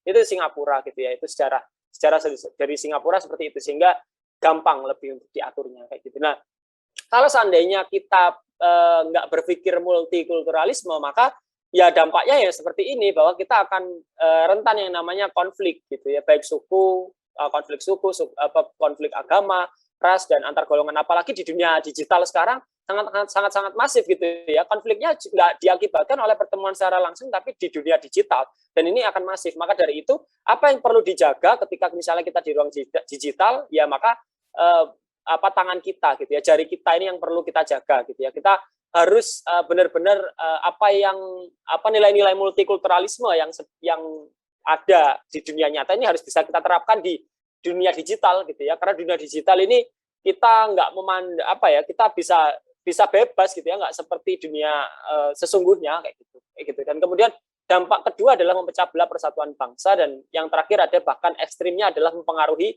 stabilitas ekonomi dan politik. Ini kalau ini terjadi pada negara-negara yang kemudian sekarang masih konflik gitu ya. Ini bahkan kemudian ya contohnya kemarin Myanmar, kemudian ada juga Somalia yang masih konflik internal di negaranya. Ini bahaya juga gitu ya. Ini bahaya juga karena juga akan mengganggu sistem ekonomi politik dan secara kedepannya kayak gitu, teman-teman sekalian. Dan saat ini karena momentumnya gitu ya, karena Sumpah Pemuda gitu ya, saya ucapkan selamat Hari Sumpah Pemuda untuk semuanya gitu ya, yang baik yang muda maupun yang tua, karena yang tua juga pernah muda. Saya ingatkan bahwa kita ambil nilai positif dari Sumpah Pemuda itu, bahwa Sumpah Pemuda itu nilai-nilainya adalah pemersatu gitu ya. Waktu itu Sumpah Pemuda seperti tidak realistis untuk dilakukan gitu ya. Tapi karena waktu itu gerakan Sumpah Pemuda ini karena pertama kali gitu ya. Waktu itu gerakan pertemuan kongres ini hanya bersifat lokal dan kemudian akhirnya menjadi nasional.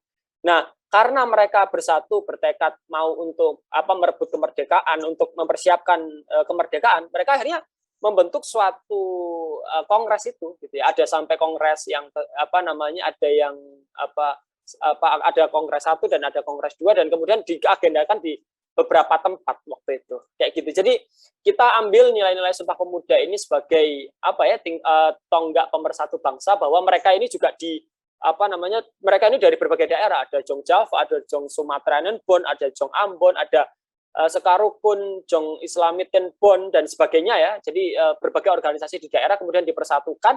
Ini adalah suatu hal yang mereka berbeda-beda gitu, tapi kemudian akhirnya jadi satu. Nah, nilai persatuan ini yang kemudian harus kita pegang gitu teman-teman. Nah, Sumpah Pemuda juga saat ini bukan hanya diartikan sebagai upaya memperebut kemerdekaan, tapi Sumpah Pemuda juga harus kita artikan sebagai ya anak muda ya sekarang waktunya berperan gitu ya, berperan dan berkarya kayak gitu ya. Salah satunya di ruang digital gitu ya, ikut menyejukkan ruang digital dan kemudian tidak membuat onar ruang digital. Dan tadi juga dijelaskan oleh Kak Amalia tadi bahwa berbagai fenomena media sosial yang kemudian memecah belah itu bahaya juga kayak gitu. Jadi seperti itu. Jadi itu dari saya untuk untuk materi kali ini. Jadi nanti kalau seandainya ada pertanyaan, mengingat keterbatasan waktu, jadi saya akhiri sampai di sini. Kayak gitu. Terima kasih. Saya kembalikan ke Kak Aulia di studio. Silakan. Oke, terima kasih banyak Mas Pras, materinya sangat luar biasa. Mas Pras berbagi untuk kita semua tadi seputar seperti apa multikulturalisme dalam ruang digital. Mas Pras, silahkan tetap bersama dengan kami karena sesi tanya jawab masih akan kami hadirkan usai seluruh materi. Terima kasih Mas Pras. Dari Mas Pras kita bergeser lagi ke narasumber yang berikutnya, narasumber yang terakhir. Di sini ada Pak Syahrial dengan materinya berkenalan dengan artificial intelligence. Kepada Pak Syahrial, waktu dan tempat dipersilahkan. Ya, terima kasih banyak Mbak Aulia selaku moderator. Oke, Assalamualaikum warahmatullahi wabarakatuh. Selamat siang menjelang sore semuanya. Terima kasih banyak saya ucapkan pada Presiden Republik Indonesia yang tadi telah membuka acara, Insinyur Haji Joko Widodo. Kemudian terima kasih pada Direktorat Jenderal Aplikasi Informatika, Kementerian Komunikasi dan Informatika Republik Indonesia, Bapak Samuel Abrijani Pangarepan BSC yang juga tadi telah membuka acara. Kemudian terima kasih pada Bapak Bupati Hulu Sungai Selatan dan seluruh warga Hulu Sungai Selatan. Terkhusus ya Bapak Bupati tadi Dr. Andes Haji Ahmad Fikri MAP dan seluruh warga. Kemudian saya ucapkan terima kasih juga kepada Mbak Aulia Mawardika selaku MC atau Master of Ceremony sekaligus presenter. Terima kasih kepada narasumber pertama tadi Dr. Fiska Suratmono. Kemudian terima kasih kepada moderator kedua Mbak Amalia Permata Rizky dan terima kasih pada moderator ketiga. Maaf, narasumber ketiga yaitu Mas Husnu Prasetyo. Oke. Terima kasih juga kepada seluruh mahasiswa-mahasiswi kami di Universitas Cahaya Bangsa, kemudian terima kasih kepada mahasiswa-mahasiswi kami di Unik Banjarbaru, Universitas NU Kalsel, kemudian Universitas Terbuka dan sebagainya ya. Oke, baiklah di sini saya akan sharing terkait dengan literasi digital, khususnya berkenalan dengan artificial intelligence atau kecerdasan buatan. Oke.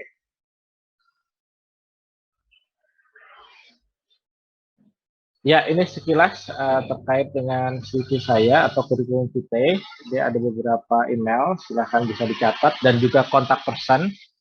Baik itu Line atau Instagram, nomor handphone atau WhatsApp, Facebook, LinkedIn, ResearchGate, semua aktif. Kemudian ini beberapa prestasi yang pernah diraih selama studi ya. Nah kemudian ini riwayat pendidikan saya menempuh taman kanak-kanak hingga SMA itu di Banjarbaru, Kalimantan Selatan. Kemudian saya menempuh pendidikan strata 1 sampai dengan strata 3 di Yogyakarta. Dari tahun 2011 sampai dengan 2020, kurang lebih 9 tahun, saya lulus pada usia 27 tahun. Dan ini beberapa amanah beasiswa yang saya dapatkan selama berkuliah, selama S1 sampai dengan strata 3. Nah, kemudian ini beberapa pengalaman organisasi saya selama berkuliah maupun pasca kuliah, sampai dengan jadi dosen sekarang. Dan ini pekerjaan saya, yaitu saya diamanahi menjadi PJ Dekan Fakultas Hukum dan Bisnis Universitas Cahaya Bangsa, kemudian dosen program Strata 1, Strata 2, dan Strata 3 di Universitas Terbuka, Universitas Islam Kalimantan, Universitas Ahmad Yani, Unik Banjarbaru, Universitas NU Kalsel, dan sebagainya. Kemudian saya juga menjadi reviewer jurnal akademik di Juliet UGM, JRC UMY yang terindeks Scopus, kemudian JPQ UAD yang terindeks Sinta 2 dan seterusnya. Nah, ini adalah pekerjaan utama saya. Oke, ketika kita berbicara terkait dengan artificial intelligence atau kecerdasan buatan, nah itu kita harus flashback dulu ke histori awal ya. Jadi untuk kecerdasan buatan sendiri sebetulnya sudah ada di industri 3.0. Nah, namun saya ingin menggambarkan secara historis dari industri 1.0 sampai dengan 4.0 sekarang. Industri 1.0 atau 1.0 itu ditandai dengan mekanisasi, steam power atau tenaga uap ya, living room dan sebagainya. Nah, itu pertama kali industri 1.0 ini berada di Britania Raya atau Inggris Raya ya, United Kingdom, Prancis, dan menyebar ke seluruh Eropa Barat. Kemudian industri 2.0 itu ditandai dengan produksi massal, kemudian energi listrik, assembly line, dan sebagainya. Kemudian industri 3.0 itu ditandai dengan otomatisasi, computers and electronics. Nah, ini mulai ada muncul artificial intelligence di industri 3.0, dan di puncaknya di industri 4.0 ini adalah puncak dari artificial intelligence yang ditandai dengan cyber physical system, Internet of Things, dan networks ya, atau jaringan. Ya, mari kita berkenalan dengan AI ya, atau Artificial Intelligence. Nah, kita masuk secara runtut ya. Pertama kita bahas dulu definisinya. Jadi Artificial Intelligence atau kecerdasan buatan itu adalah kecerdasan yang ditambahkan kepada suatu sistem yang bisa diatur dalam konteks ilmiah atau bisa disebut dengan juga intelijensi artificial. Atau kita singkat AI ya bahasa Indonesianya, atau bahasa Inggrisnya AI penyebutannya. Didefinisikan sebagai kecerdasan entitas ilmiah ya. Ini saya kutip dari Kaplan tahun 2019 dan dari Henlein tahun 2019 ya. Kemudian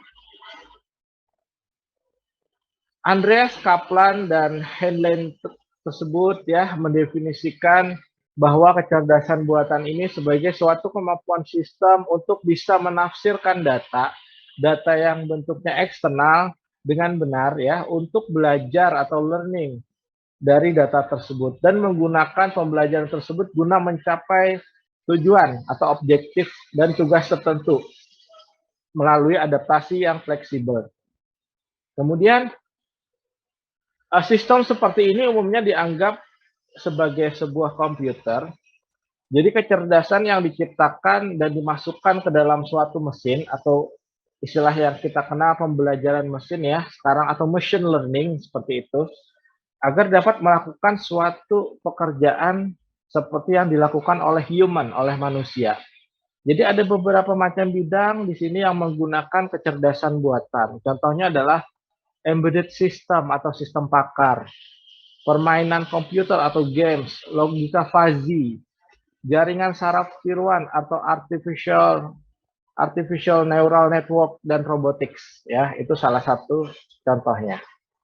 Jadi sebetulnya banyak hal yang kelihatannya sulit untuk kecerdasan manusia, tetapi untuk kecerdasan buatan dalam konteks ini misalkan informatika itu relatif tidak bermasalah. Sebagai contoh, mentransformasikan suatu equation, suatu persamaan, menyelesaikan persamaan integral atau turunan, membuat permainan catur atau backgammon.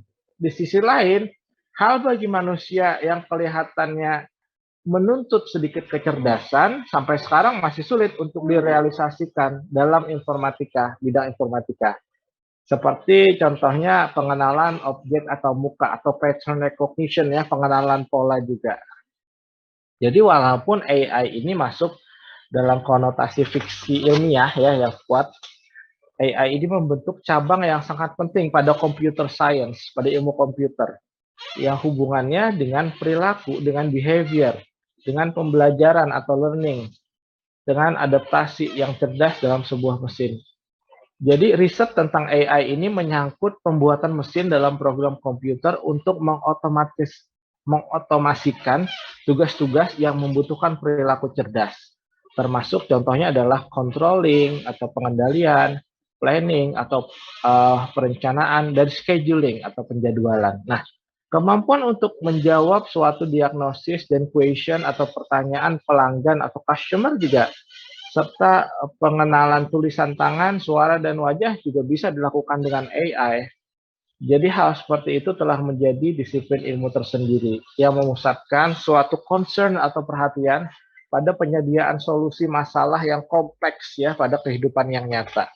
Jadi sistem AI sendiri sampai saat ini itu digunakan dalam bidang ekonomi atau economics ya, ilmu ekonomi, dalam bidang sains, dalam bidang farmasi, dalam bidang teknik, militer, hingga berbagai bidang yang kompleks.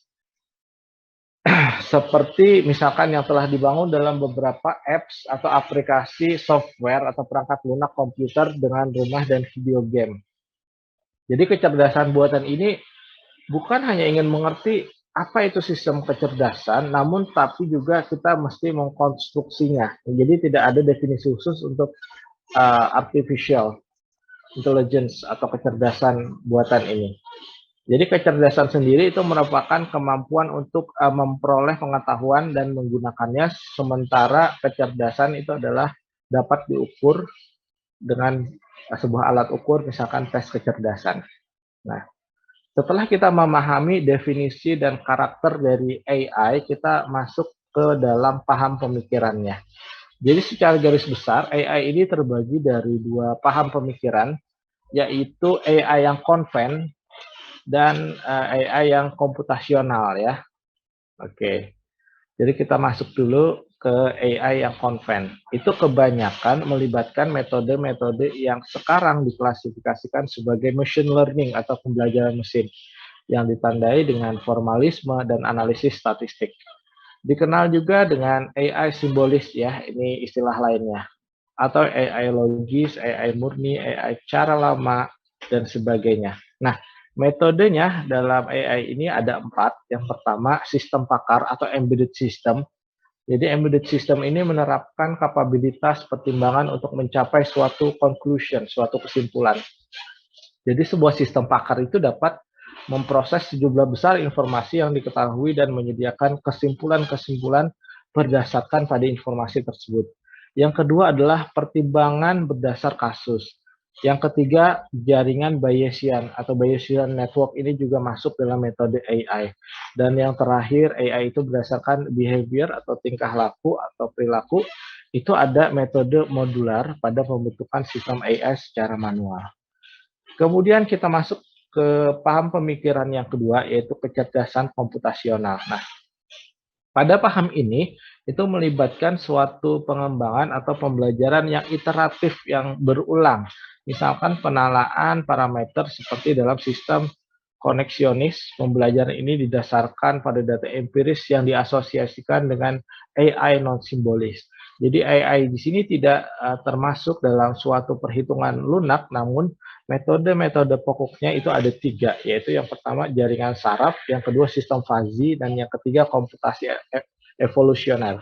Nah, kita masuk dulu ke metode yang pertama. Jaringan saraf ini merupakan sistem dengan kemampuan pengenalan pola atau pattern recognition yang sangat kuat. Kemudian sistem fuzzy ini merupakan teknik untuk pertimbangan di bawah uncertainty, di bawah ketidakpastian. Dengan telah digunakannya sistem fuzzy ini secara meluas dalam industri yang modern dan sistem kendali produk konsumen. Kemudian yang terakhir itu adalah komputasi evolusioner, yaitu ini menerapkan konsep-konsep yang terinspirasi secara biologis seperti populasi, mutasi, atau bahkan survival of fittest ya. Jadi untuk menghasilkan pemecahan masalah yang lebih baik. Jadi metode ini terutama ya dibagi menjadi algoritma evolusioner, misalnya algoritma genetik atau genetic algorithm, dan kecerdasan berkelompok ya, misalkan uncolony optimization ya pada algoritmanya. Kemudian dengan sistem cerdas yang hybrid atau gabungan ya, mix, percobaan-percobaan itu dibuat untuk menggabungkan dua kelompok ini ya. Aturan interferensi pada pakar itu dapat dibangkitkan melalui jaringan saraf atau aturan produksi dengan cara statik ya. Jadi sebuah new approach pendekatan baru yang menjanjikan itu disebutkan bahwa penguatan pada kecerdasan tersebut ya, kecerdasan buatan ini mencoba untuk mencapai kecerdasan buatan dalam proses pengembangan yang sifatnya evolusioner sebagai efek samping atau impact dari penguatan kecerdasan manusia melalui teknologi. Oke, setelah kita memahami terkait dengan paham pemikiran dari AI, kita masuk pada sejarah dari kecerdasan buatan ya. Jadi secara historis pada awal abad ke-17 itu Rem Descartes mengemukakan bahwa pada tubuh hewan itu bukan apa-apa, melainkan hanya mesin-mesin yang rumit. Di sisi lain, Pascal menciptakan sebuah mesin penghitung digital mekanis pertama pada tahun 1642 ya. Kemudian pada abad ke-19, Charles Babbage dan Ada Lagrange itu bekerja pada mesin penghitung mekanis yang dapat diprogram. Kemudian Bertrand Russell dan Alfred North Whitehead itu menerbitkan Prinsipal Matematika yang merombak logika formal. Kemudian masih panjang lagi ya sejarahnya dari abad 1920 sampai dengan pada tahun 1950-an itu ada periode usaha aktif dalam AI.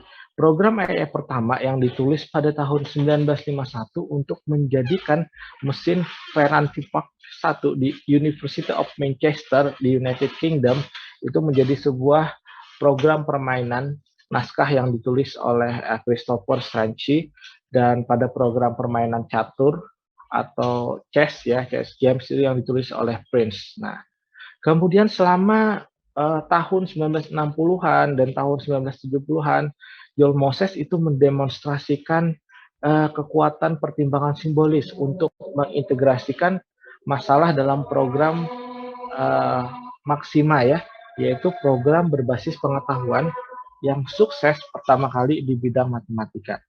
Nah, kemudian sejarah berlanjut pada tahun 1980-an, jaringan saraf atau neural network digunakan secara meluas di dunia dengan algoritma perambatan balik ya. Jadi pertama kali itu diterangkan oleh Paul John Werbus pada tahun 1974 ya. Pada tahun 82 para ahli fisika seperti Holdfield itu menggunakan teknik-teknik statistika untuk menganalisis sifat-sifat deviasi atau penyimpangan dan optimasi dari jaringan saraf ya. Kemudian hingga pada tahun 2004 ya, dan terus berlanjut hingga hari ini, itu adalah sebuah pacuan dari peningkatan teknologi artificial intelligence ya. Kemudian secara filosofis perdebatan terkait AI ini ya sangat kentara seperti itu. Yang pertama itu filosofinya ada perdebatan yang melibatkan budi dan masalah budi tubuh ya. Jadi Roger Penrose dalam bukunya The Emperor New Mind dan John Searle dalam eksperimen pemikiran ruang China itu berargumen bahwa kesadaran sejati itu tidak dapat dicapai oleh sistem yang logis dan formal. Sementara itu Douglas Hounsford dan Gödel ya itu mengasumsikan dukungannya atas fungsionalisme dari artificial intelligence. Dari dalam pendapat sendiri atau opini dari berbagai ahli itu banyak sekali perdebatan dan kesadaran terkait dengan kecerdasan buatan ini yang dianggap sebagai urat suci atau holy grail ya, holy grail. Nah, kemudian fiksi sains dalam AI ini mencakup terkait dengan future atau masa depan yang akan mencoba manusiakan robot seperti itu. Jadi nanti robot itu akan berdampingan dengan manusia ya. Jadi robot itu nanti akan berdampingan dengan manusia. Kemudian di sisi lain di sini adalah contoh-contoh terkait dengan AI, yaitu tadi pembelajaran mesin secara mendalam atau deep learning, robotics, sistem pakar, kemudian neural language processing, speed, vision dan sebagainya. Kemudian kita masuk pada kecakapan digital, bagaimana cara kita atau metode kita supaya aman dan nyaman di ruang digital ya bersama literasi ya. Jadi memang di era industri 4.0 atau di era society 5.0 ini ya, kita sudah sangat akrab sekali dengan information technology and information system ya, teknologi informasi dan sistem informasi. Di sisi lain kita juga akrab dengan ICT, Information and Communication Technology. Teknologi informasi dan komunikasi kita sudah akrab sekali. Hingga di ruang digital kita sudah sangat akrab sekali dengan TI, dengan komunikasi, dan dengan SI seperti itu ya.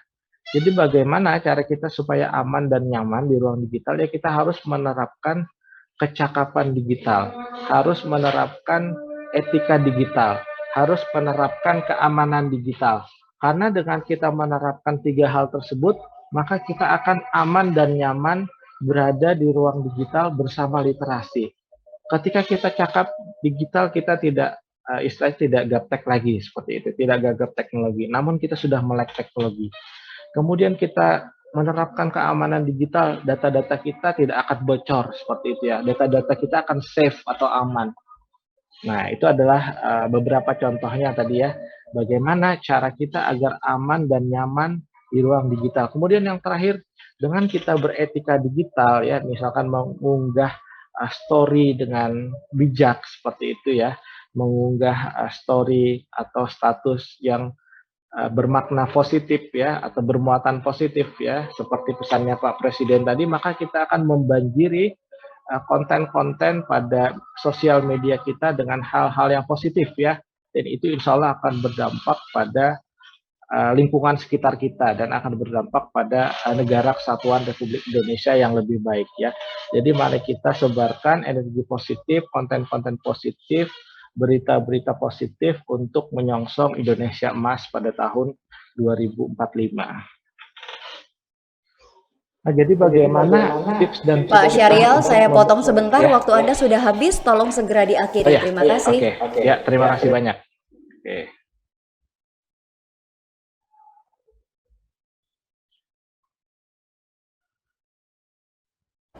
Baik, terima kasih banyak Pak Syarial sudah memberikan materi yang sangat luar biasa. Saya mohon maaf harus saya potong karena memang waktunya tidak panjang untuk tiap narasumber sehingga saya harus memanage waktunya dengan cukup baik untuk semuanya. Terima kasih banyak Pak Syarial. Ya, terima kasih banyak. Kalau kita sudah mendengarkan pemaparan dari keempat narasumber, tiba waktunya kita untuk bergeser ke sesi berikutnya yaitu sesi tanya jawab. Sudah ada beberapa pertanyaan yang masuk yang akan saya bacakan sesaat lagi. Saya cek sebentar ini pertanyaan-pertanyaan yang sudah masuk. Oke, saya menuju ke narasumber yang pertama, ke Dr. Fiska terlebih dahulu. Dr. Fiska, ada pertanyaan untuk Anda. Bagaimana tanggapan Ibu Dokter atau Dr. Fiska tentang permasalahan anak yang menggunakan simbol semikolon atau project tattoo agar tidak menyakiti dirinya sendiri, serta mengatakan bahwa mentalnya bermasalah dan dia mengekspos itu di semua internet, tetapi tidak ke orang tuanya. Mohon dijawab, terima kasih. Silakan Dr. Fiska. Oke, terima kasih Kak Lia, pertanyaannya bagus sekali. Memang sekarang untuk mental illness ini menjadikan sebuah seperti istilahnya dokter itu harus mulai concern juga untuk mental illness, karena dari WHO sendiri sudah mengatakan bahwa yang kita sebut dengan kesehatan itu tidak hanya sehat jasmani tapi juga sehat dalam rohaninya atau mentalnya. Dan saat ini memang dengan meningkatnya jumlah pengguna internet itu semakin banyak juga dampak negatif dalam penggunaannya. Salah satunya adanya cyberbullying. Nah, pada anak-anak ini kenapa kita harus lebih concern? Karena anak-anak sendiri itu healingnya atau untuk penyembuhan traumanya itu akan lebih sulit daripada pada orang dewasa. Karena insight-nya masih belum terlalu bagus ya. Artinya untuk menimba-nimba ini kebaikan untuk dirinya itu dibanding orang dewasa sangat berkurang sekali. Sehingga kalau saya bisa katakan bahwa di sini peran orang tua itu sangat diperlukan sekali di situ. Sehingga orang tua harus bisa memposisikan tidak hanya sebagai teman anak-anak sendiri, tapi ada fungsi untuk melindungi anak-anak kita agar preventifnya juga dapat. Kalau sampai anak kita jatuh, dia juga bisa mengangkat. Jadi untuk Bapak Ibu sekalian dan di rumah, kalau saya boleh saran, terbukalah dengan orang tua setiap problem yang kalian hadapi, sehingga orang tua bisa membantu dalam penyelesaian masalah. Kalau kalian tidak terbuka dengan orang tua, nanti orang tua juga kurang bisa untuk menyelami apa yang kalian rasakan. Yang lebih seperti itu Kak Olia. Ya, terima kasih banyak Dokter Fiska untuk jawaban yang sudah diberikan kepada kami semua. Tadi juga semoga jawaban Dokter Fiska cukup menjawab pertanyaan yang diajukan oleh Lutfina Kartika. Terima kasih Dokter Fiska dan terima kasih kepada Mbak Lutfina untuk pertanyaannya. Saya bergeser lagi ke narasumber yang berikutnya. Di sini ada Kak Amalia. Kak Amalia ada pertanyaan. Peran orang tua dalam literasi digital, bagaimana cara yang tepat bagi orang tua untuk membimbing anak yang sedang belajar dalam penggunaan teknologi. Silahkan Kak Amalia untuk menjawab pertanyaan dari Muhammad Ramadan. Waktunya 2 menit. Baik, terima kasih Kak Aulia, terima kasih Muhammad Ramadan atas pertanyaannya. Nanti tentang bagaimana parenting, kemudian pendampingan untuk anak-anak juga luar biasa sekali, luar biasa sekali. Sekali lagi saya sampaikan terima kasih ke Dokter Fiska karena anak-anak kita seusia nih dok, hampir seusia, hampir sama. Jadi saya dapat mendapatkan banyak input dari Dokter Fiska. Selanjutnya dari pertanyaan tentang bagaimana orang tua bisa mendampingi anak-anak. Tentu perbedaan generasi ini menjadi tantangan begitu ya. Jadi sebagai orang tua tentunya harapannya, sebelumnya saya baru saja dari acara BNN dan di situ juga sedang membahas tentang bagaimana obstacle yang harus dihadapi pada saat kita berhadapan dengan generasi muda usia-usia produktif saat ini. Artinya kalau Anda sebagai orang tua sarannya adalah terbuka, mengapresiasi, dan generasi teman-teman talenta digital ini adalah generasi yang sebetulnya ingin diapresiasi. Maka dari itu kalau Bapak Ibu guru yang hadir di sini mungkin untuk standarnya bisa diturunkan. Sembari standar diturunkan, teman-teman talenta digital generasi muda ini juga mulai menaikkan untuk apresiasinya kepada orang tua, kepada guru, kepada para pendidik atau pengajarnya, sehingga untuk menyampaikan atau literasi digital ini bisa tersampaikan secara efektif. Artinya apa? Mungkin orang tua yang ada di rumah tidak semudah untuk talenta digital pada hari ini untuk bisa mendownload, kemudian memilih aplikasi yang sesuai, berbelanja di marketplace, kadang-kadang juga ada kekhawatiran apakah ini trusted untuk online shop-nya atau marketplace-nya untuk beberapa pelayannya, itu juga harus dibantu informasinya diinput oleh talenta digital. Selebihnya dari itu juga talenta digital harus menghargai batasan-batasan yang ditetapkan oleh orang tua. Kembali lagi jika orang tua memberikan batasan waktunya, kemudian ada keterbatasan aksesnya, atau kadang misalkan Bapak dan Ibu menyampaikan kok online terus sih, ya pahami orang tua juga ingin memiliki waktu yang efektif, waktu yang berkualitas untuk bisa berdiskusi dengan talenta digital. Semuanya lebih daripada melalui sosial media. Yang lebih penting lagi adalah komunikasi langsung pada saat kita bertemu, quality time bersama dengan keluarga, itu adalah merupakan pilar yang penting supaya kita bisa mendapatkan manfaat daripada mudaratnya dari sosial media. Semoga menjawab. Terima kasih, saya kembalikan kepada Kak Aulia. Terima kasih banyak kepada Kak Amalia untuk jawaban yang sangat luar biasa dibagikan kepada kami semua. Saya mohon izin dari Kak Amalia untuk bergeser lagi ke narasumber yang berikutnya.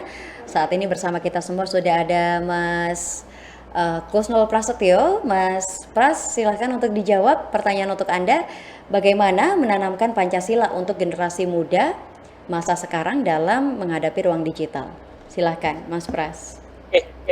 Ya, saya jawab. Ini mohon maaf, ada suara azan jadi agak mungkin tak kerasin ya. Jadi bagaimana sih menanamkan Pancasila untuk generasi muda masa sekarang dalam multikulturalisme di ruang digital gitu ya. Bagaimana sih cara menanamkan Pancasila itu sendiri? Ya tentunya ini adalah salah satu peran pendidikan gitu ya. Harus ada peran pendidikan di situ. Yang pertama adalah pendidikan dari guru gitu ya. Kalau untuk yang sekarang masih sekolah itu tentunya guru. Kemudian orang tua itu juga harus diterapkan gitu ya, nilai-nilai Pancasila dan nilai-nilai multikulturalisme gitu ya, bahwasanya berbeda itu indah, berbeda itu suatu hal yang karunia gitu ya dari Tuhan. Karena perbedaan itu sebenarnya ada banyak nilai-nilai yang positif gitu ya untuk mempersatukan. Ini sebagai salah satu contoh gitu ya. Ketika misalnya saya baru memahami yang namanya multikulturalisme itu ketika SMP, ketika saya masuk di sekolah negeri waktu itu. Ketika di sekolah Islam, saya menganggap bahwa saya terlalu fanatisme, kemudian saya terlalu mengunggulkan agama saya, dan dan seperti itu. Kemudian narasi-narasi yang dibangun adalah ya bahwa agama saya yang kemudian paling benar dan sebagainya. Tapi ketika saya mulai SMP dan SMA, saya memahami nilai-nilai multikulturalisme itu sangat-sangat luar biasa gitu ya. Bahkan kita bisa berkolaborasi dengan mereka gitu ya. Dan ketika SMA saya juga mengikuti berbagai kegiatan gitu ya skala nasional yang menyatukan budaya antar daerah gitu ya. Jadi setiap daerah itu diwakili oleh beberapa orang gitu ya. Waktu itu ada jejak tradisi nasional dan kemudian ada program siswa mengenal Nusantara yang diadakan oleh Kementerian BUMN dan Kementerian Pendidikan waktu itu. Nah, dari acara-acara itulah yang kemudian saya tergugah gitu. Maksudnya hati saya tergugah bahwa Indonesia ini nggak hanya satu gitu loh. Kita tuh punya banyak banget budaya dan agama gitu ya, etnis dan sebagainya lah. Dari situlah kemudian mereka punya logat bahasa sendiri, mereka punya cara berperilaku sendiri, kemudian ada istiadat sendiri, dan dari situlah acara itu kemudian bagaimana sih kita menyatu gitu ya, kemudian kita bisa satu pemikiran untuk satu pemikiran ya untuk menyukseskan acara ini gitu ya, untuk menyukseskan gitu ya kelompok, jadi bagi kelompok.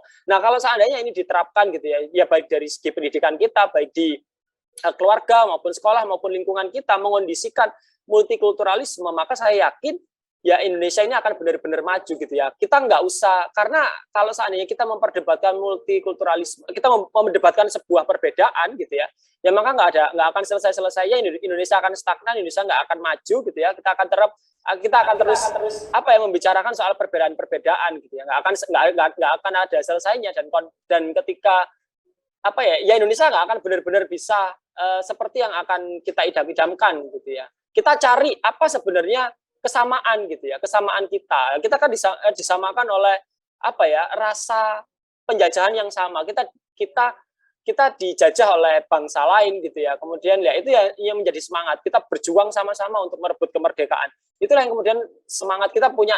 Kalau sekarang akhirnya kita punya nilai-nilai namanya Pancasila ya. Jadi kesamaan itulah yang kemudian menjadi sebuah pemersatu gitu ya, bukan sebuah perbedaan itu kayak gitu.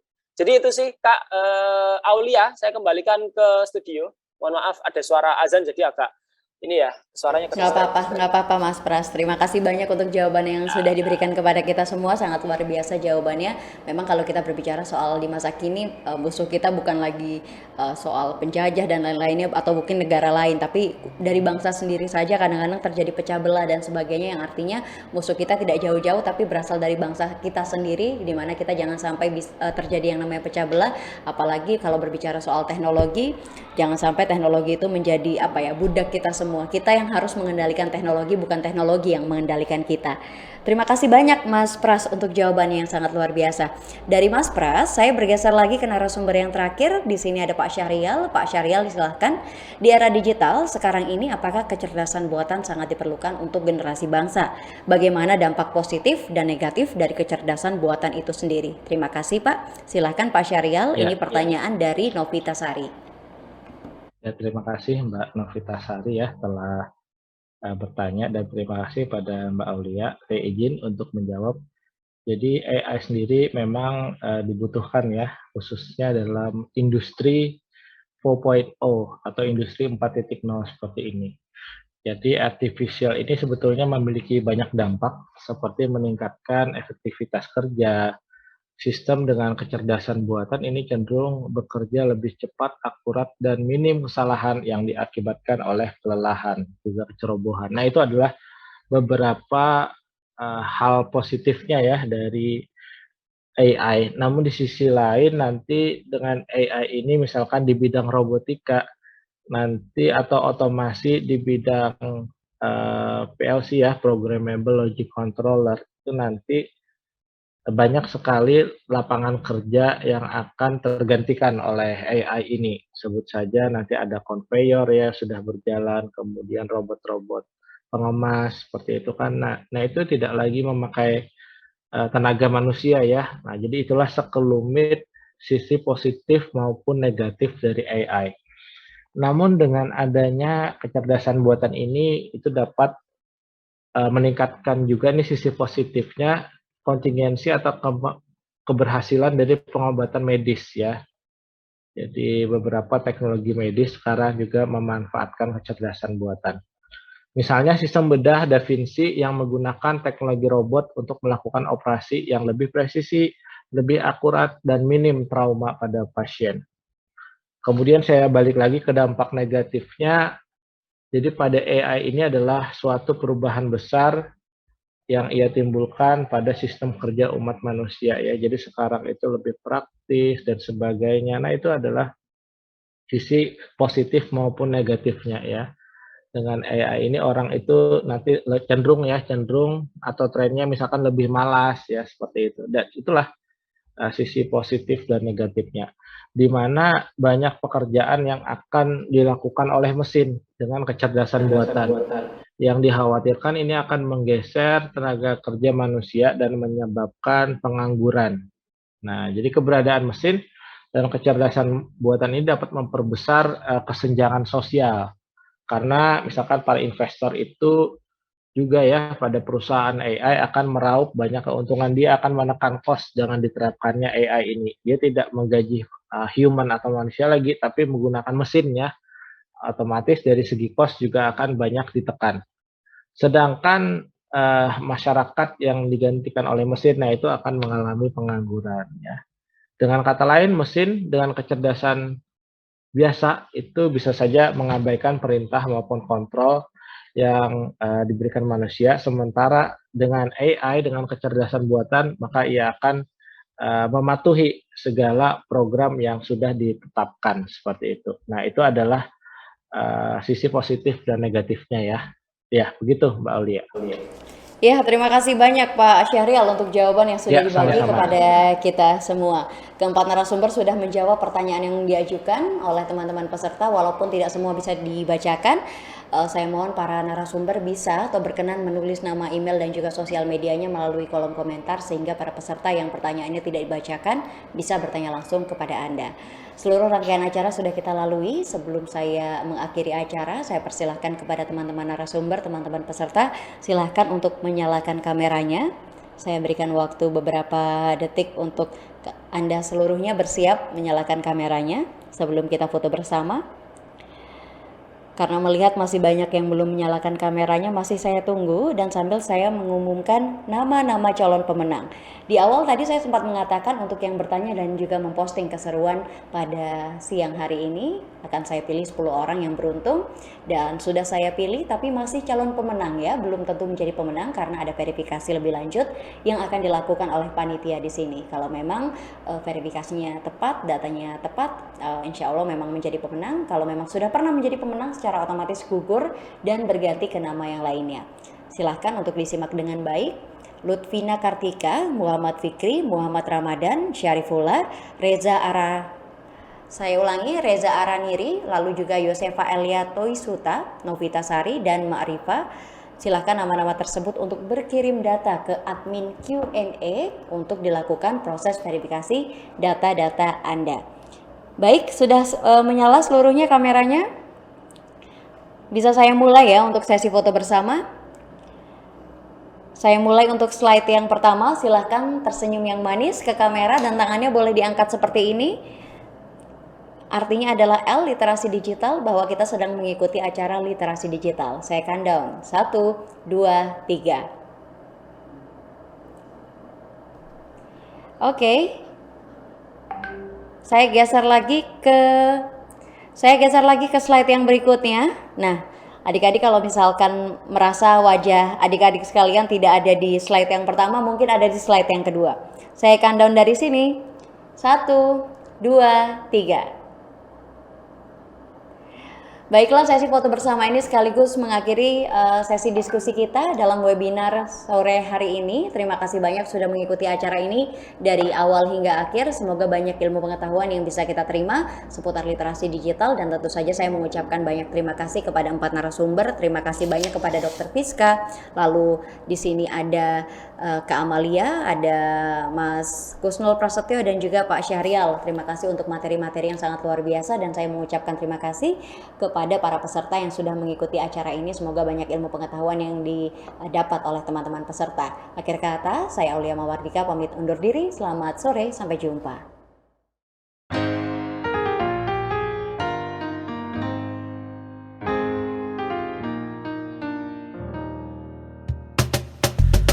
Tolong aku melolong. Baca sosmed bikin aku bengong. Banyak berita isinya bohong, bikin orang jadi saling menggonggong. Seperti ada niat sebar kebencian, tanpa peduli akan ada kerugian. Seperti dapat munculnya permusuhan, karena tertipu jadi curigaan. Gue pernah baca hoax di sosmed yang jadi merugikan tukang trompet. Katanya trompet bisa bikin kanker, trompet sih cuma bisa bikin bibir doer. Sylvester Stallone dibilang mati, Brad Pitt juga dibilang mati, Mr. Bean, Jackie Chan juga dibilang mati. Seneng banget doain orang mati. Harusnya ada etikanya bermain sosial media. Tak bisa asal mengirim tanpa dipikirin, bisa fatal akibatnya. Bersihkanlah udara kita dari kebencian. Sebarkan saja cintamu untuk Indonesia.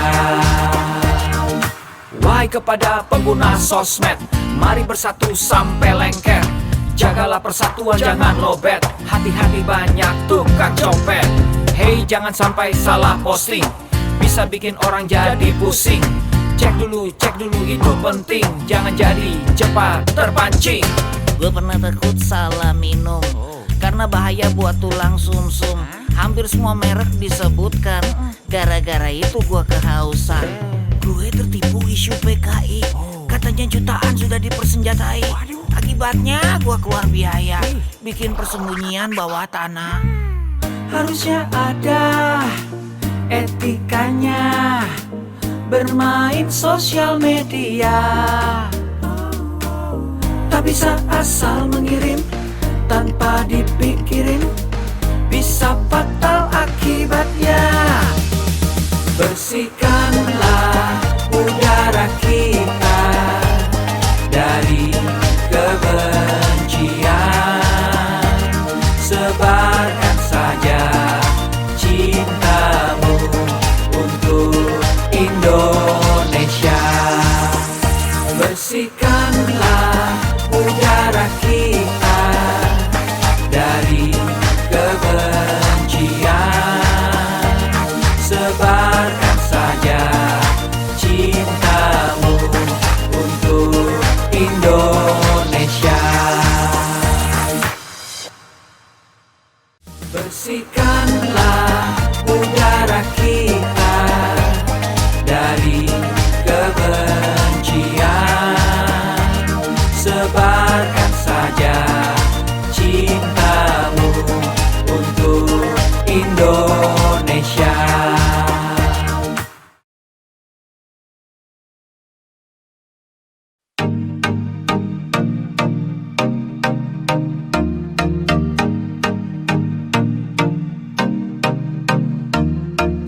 Cek dulu, cek dulu. Cek dulu, cek dulu. Yo, kini saatnya kita harus tambah pintar. Jangan jadi orang yang mudah sebar-sebar, karena belum tentu itu berita benar. Kalau nggak ngerti, ayo belajar. Mulailah curiga jika sudah suruh-suruh. Sebarkanlah, hey, tunggu dulu. Periksalah kalimat, kok banyak tanda seru. Banyak huruf besar, mata gue jadi ngilu. Coba dicari beritanya dulu, mendingan begitu daripada keliru. Apa untungnya sebar kabar palsu, daripada nanti kamu yang malu. Cek dulu, daripada nanti kamu yang malu. Cek dulu, siapa tahu hoax. Yuk. Hello.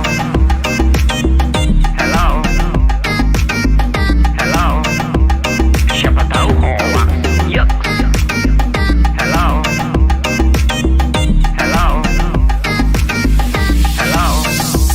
Siapa tahu hoax. Hoax itu konten yang negatif, tujuannya itu ya provokatif. Paling cocok buat orang yang sensitif. Kalau ke gue ya gak efektif, tapi semua suka yang positif. Misalnya video yang inspiratif, meme yang lucu, itu juga sip. Positif, kreatif, dan produktif. Coba dicari beritanya dulu, mendingan begitu daripada keliru. Apa untungnya sebar kabar palsu daripada nanti kamu yang malu. Cek dulu, daripada nanti kamu yang malu. Cek dulu,